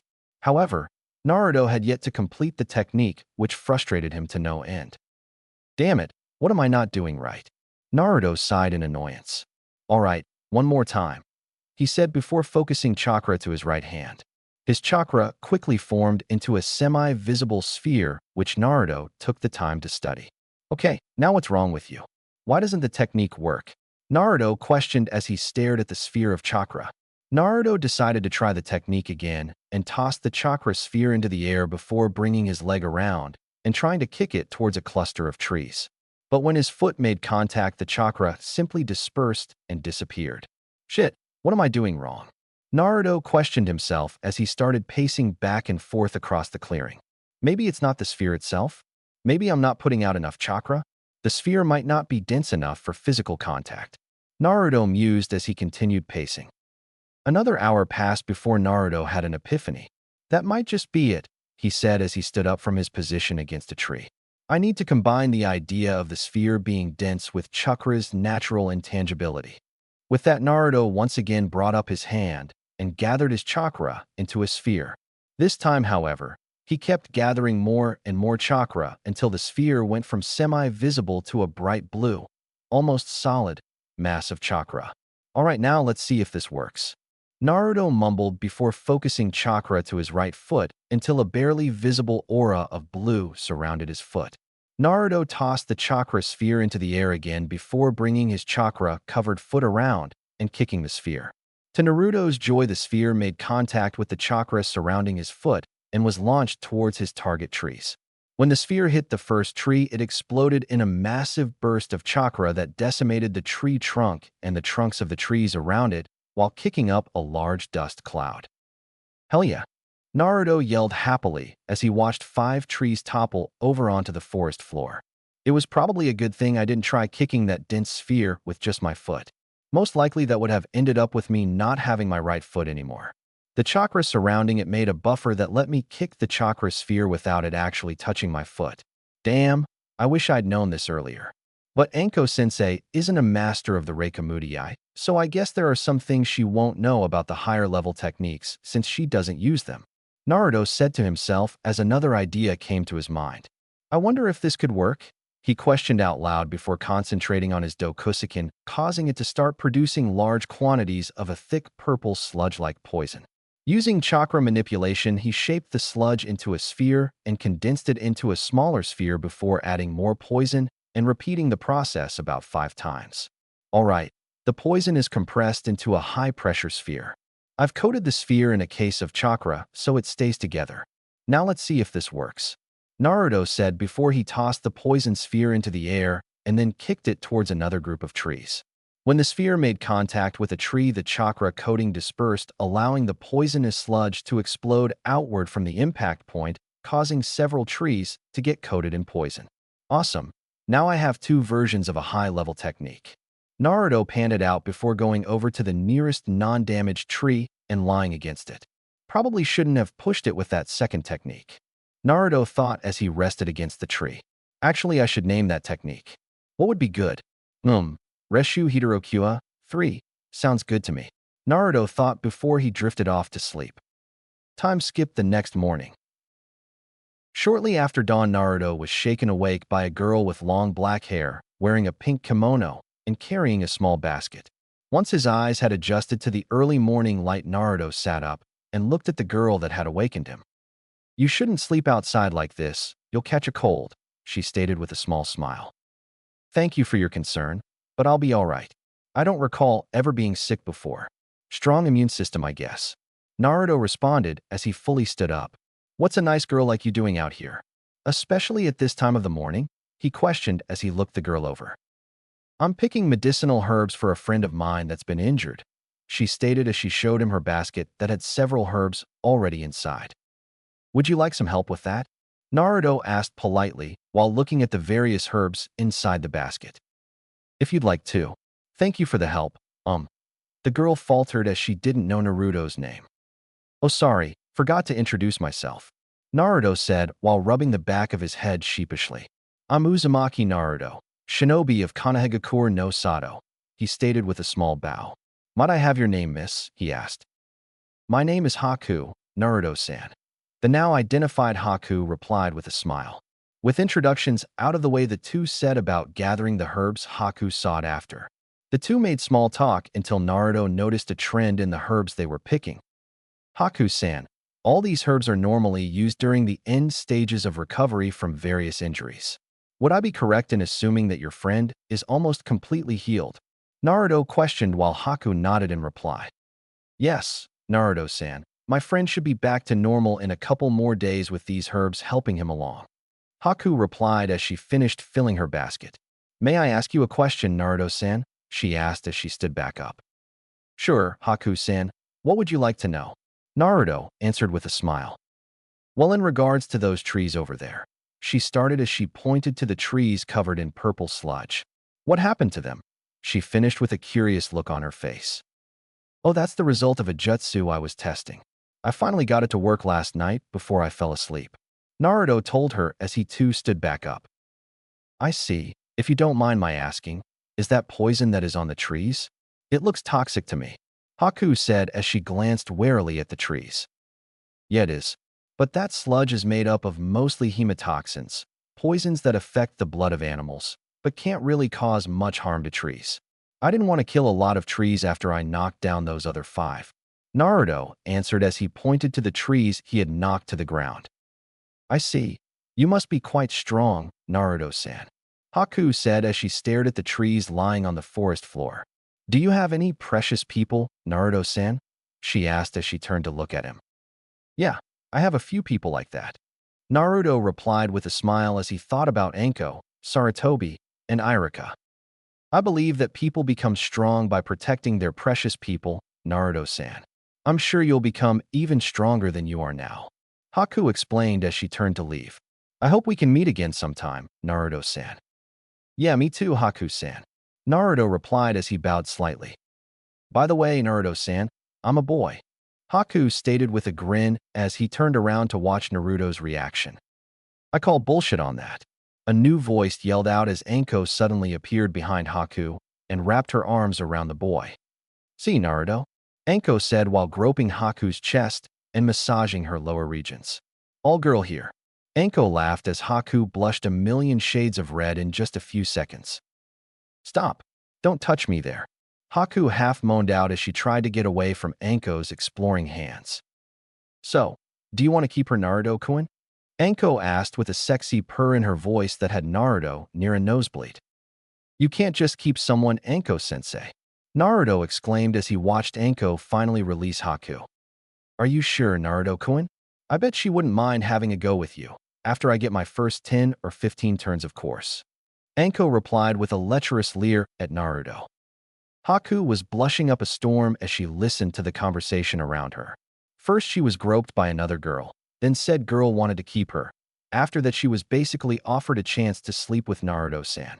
And now his apparent sensei was talking about having her way with Naruto-san 10 or 15 times. She didn't know how much more she could hear before she fainted at this rate. Don't worry about Anko-sensei, Haku-san. She's a good person once you get to know her. Naruto assured her with a smile, as Anko smiled at her while looking at her huskily. I see. Well, I best be on my way, Naruto-san, Anko-san. Haku bowed before quickly walking away through the trees. I think you scared her a bit, Anko-sensei. Naruto told her with a sigh as Anko wrapped her arms around Naruto's shoulders from behind. Maybe, but I think you could still hit that after you finish satisfying me. Anko whispered into his ear before flicking the lobe with her tongue. Naruto was pretty sure he was deep red in the face now if the heat from his cheeks was anything to go by. So what were you working on that kept you out here all night? She asked as she released him from her arms.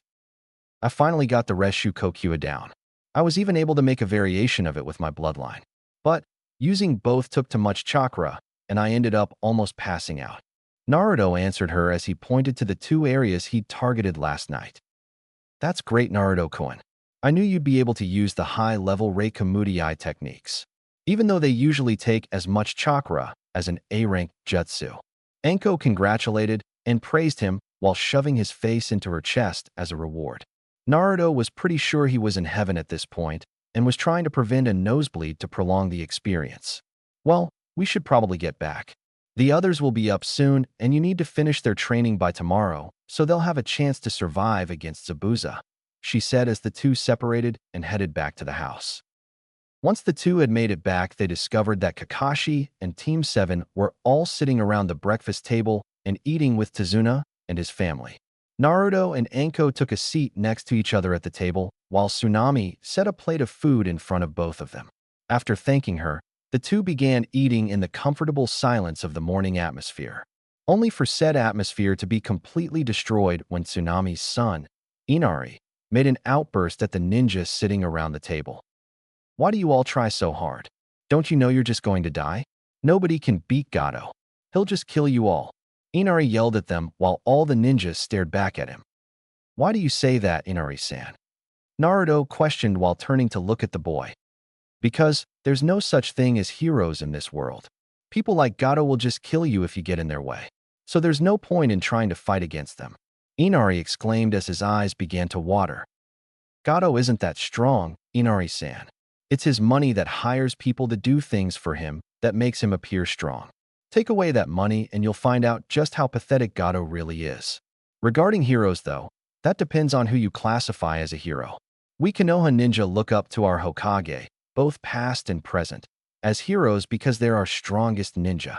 Not to mention, they also brought prosperity to our village through their actions both on and off the battlefield. I can guarantee you none of our Hokage would even slow down if it came to taking Gato out. He's just that insignificant compared to their strength. Naruto explained as he took a sip of the morning tea while both Kakashi and Anko nodded at his explanation. Seriously? Are they really that strong? Inari asked with awe written across his face. They are, Inari-san. Kakashi replied with a nice smile. Our current Hokage could walk into Gato's base of operations and kill every one of his thugs without even using his full strength. Yep, if our night aim was still alive, he'd be able to wash them away like the dirt they are. Anko stated with a grin at the thought of Senju Tobarama using one of his many Suetun ninjutsu to destroy the corrupt businessman. Yeah, I can just imagine what Shodame-sama, Senju Hashirama, would do to Gato's base. He'd probably turn it into the botanical garden from hell. Naruto chuckled as he thought back to some of the things he'd read about the Shodame Hokage. How would he do that? Inari asked, his curiosity piqued at hearing about these incredibly powerful ninja. I'll let you explain that one, Kakashi-san. You probably know more about it than I could explain. Naruto said as he motioned for Kakashi to take the speaking role. Well, you see, Inari-san, our Shodame Hokage was a man named Senju Hashirama. He had the ability to grow massive trees and other wooden constructs with his Mokuton ninjutsu. When he seriously used those abilities in combat, he could turn an entire battlefield into a forest in mere seconds. The forest he created would then attack anyone he commanded that was inside it. Using this Mokuton ability, he could destroy entire enemy strongholds with a single technique. I'm told that he also grew a substantial part of the giant forest that now surrounds Konohagakure. Kakashi explained as Inari's eyes widened in amazement. Even civilians had heard about the massive forest that stretched across a majority of Haino Kuni. To think a single man had grown most of it with ninjutsu was almost beyond his scope of comprehension. Are all Kaga-level ninja that strong? Tazuna asked as he stared at the shinobi sitting at his table. Mostly. Some are a little weaker than Shodame-sama, but most of them could put most civilian armies to shame by themselves. Anko replied as she finished her breakfast. How so, if you don't mind me asking? Tsunami inquired as she was also interested in these apparently superhuman ninja. Well, from what I've heard of the man, mostly from Sandame-sama, the Shodame Tsuchikage was able to turn the very ground beneath his opponent's feet into a weapon with barely any effort. Kakashi stated as he tried to recall what the Hokage had told him many years ago. Some say he could change the form of the ground from dirt to mud or from stone to sand in an instant. He was also said to cause huge fissures to break open the ground to cause massive damage to encampments and fortresses. He finished as he pulled out his Aika Aika and stuck his nose in it. That sounds rather terrifying if you ask me. Tazuna stated as he imagined his whole house falling into the ocean because the ground it stood on was turned into sand. Yeah, it's kind of hard to defend against an earthquake. Anko commented as she leaned on the table. What about what do they call the Kage of Kaminari no Kuni? Inari questioned as his young imagination ran wild with the thoughts of all these super-powered ninja. Oh, they call him the Raikage.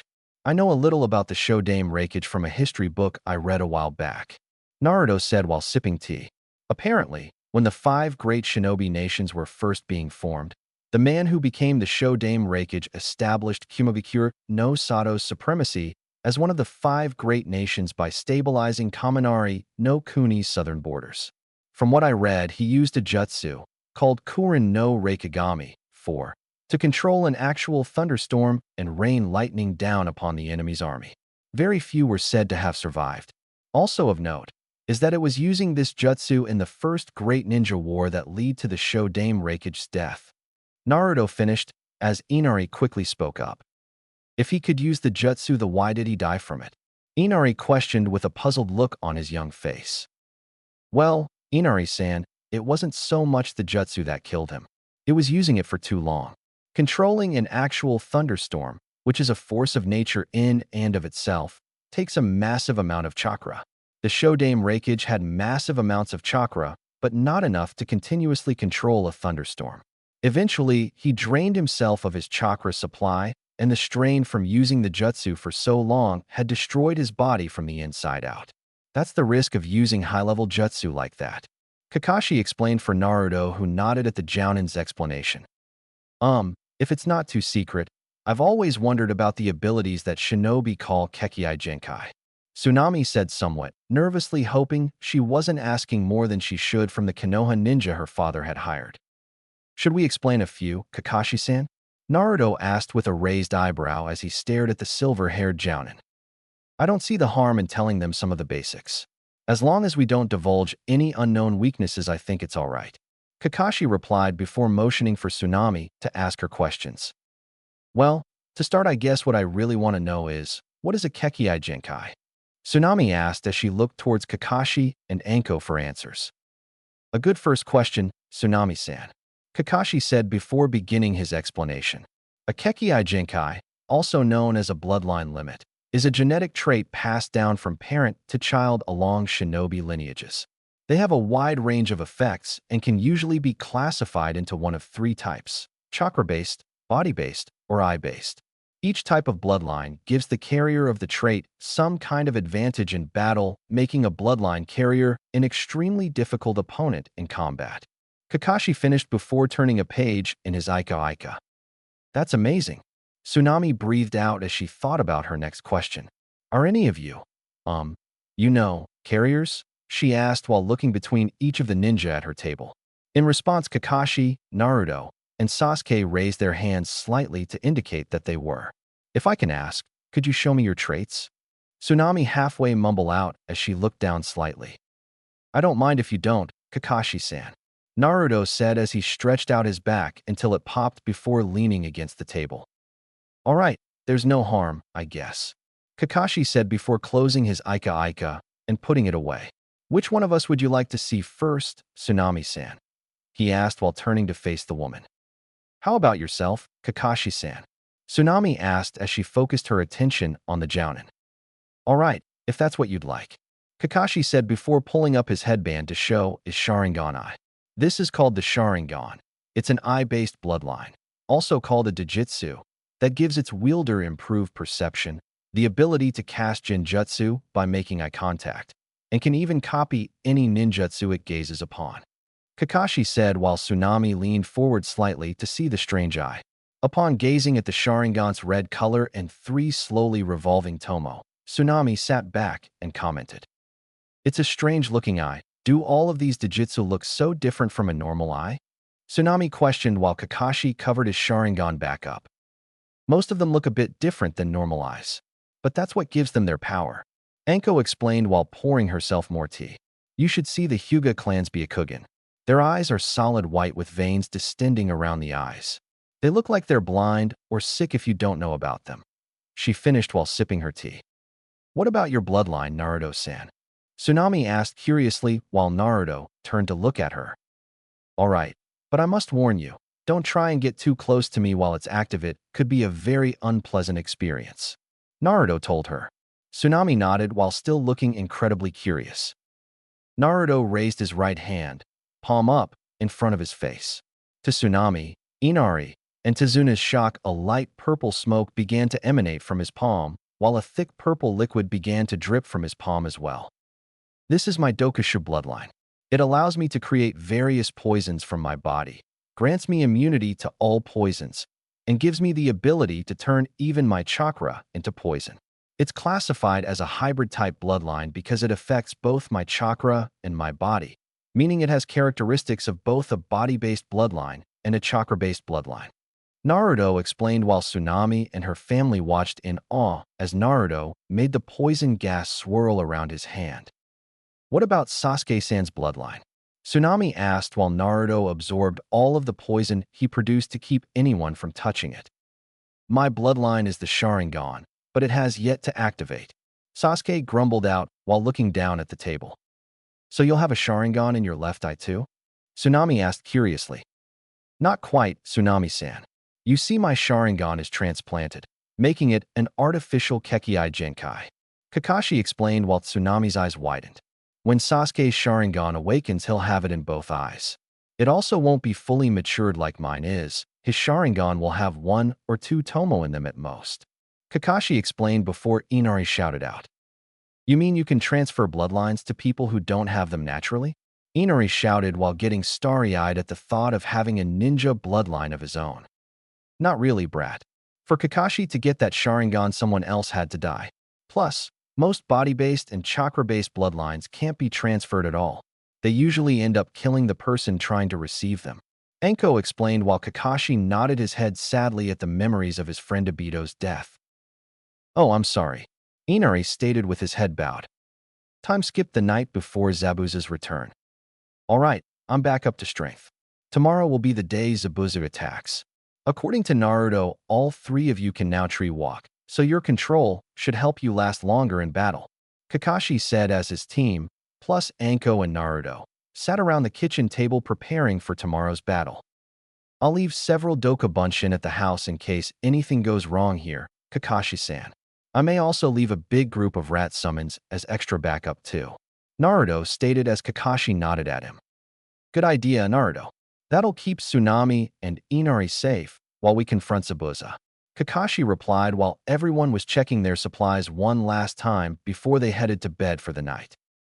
Worst case scenario, Kakashi, me and Naruto summon a large summon animal each and let them destroy Zabuza and whoever he is helping him.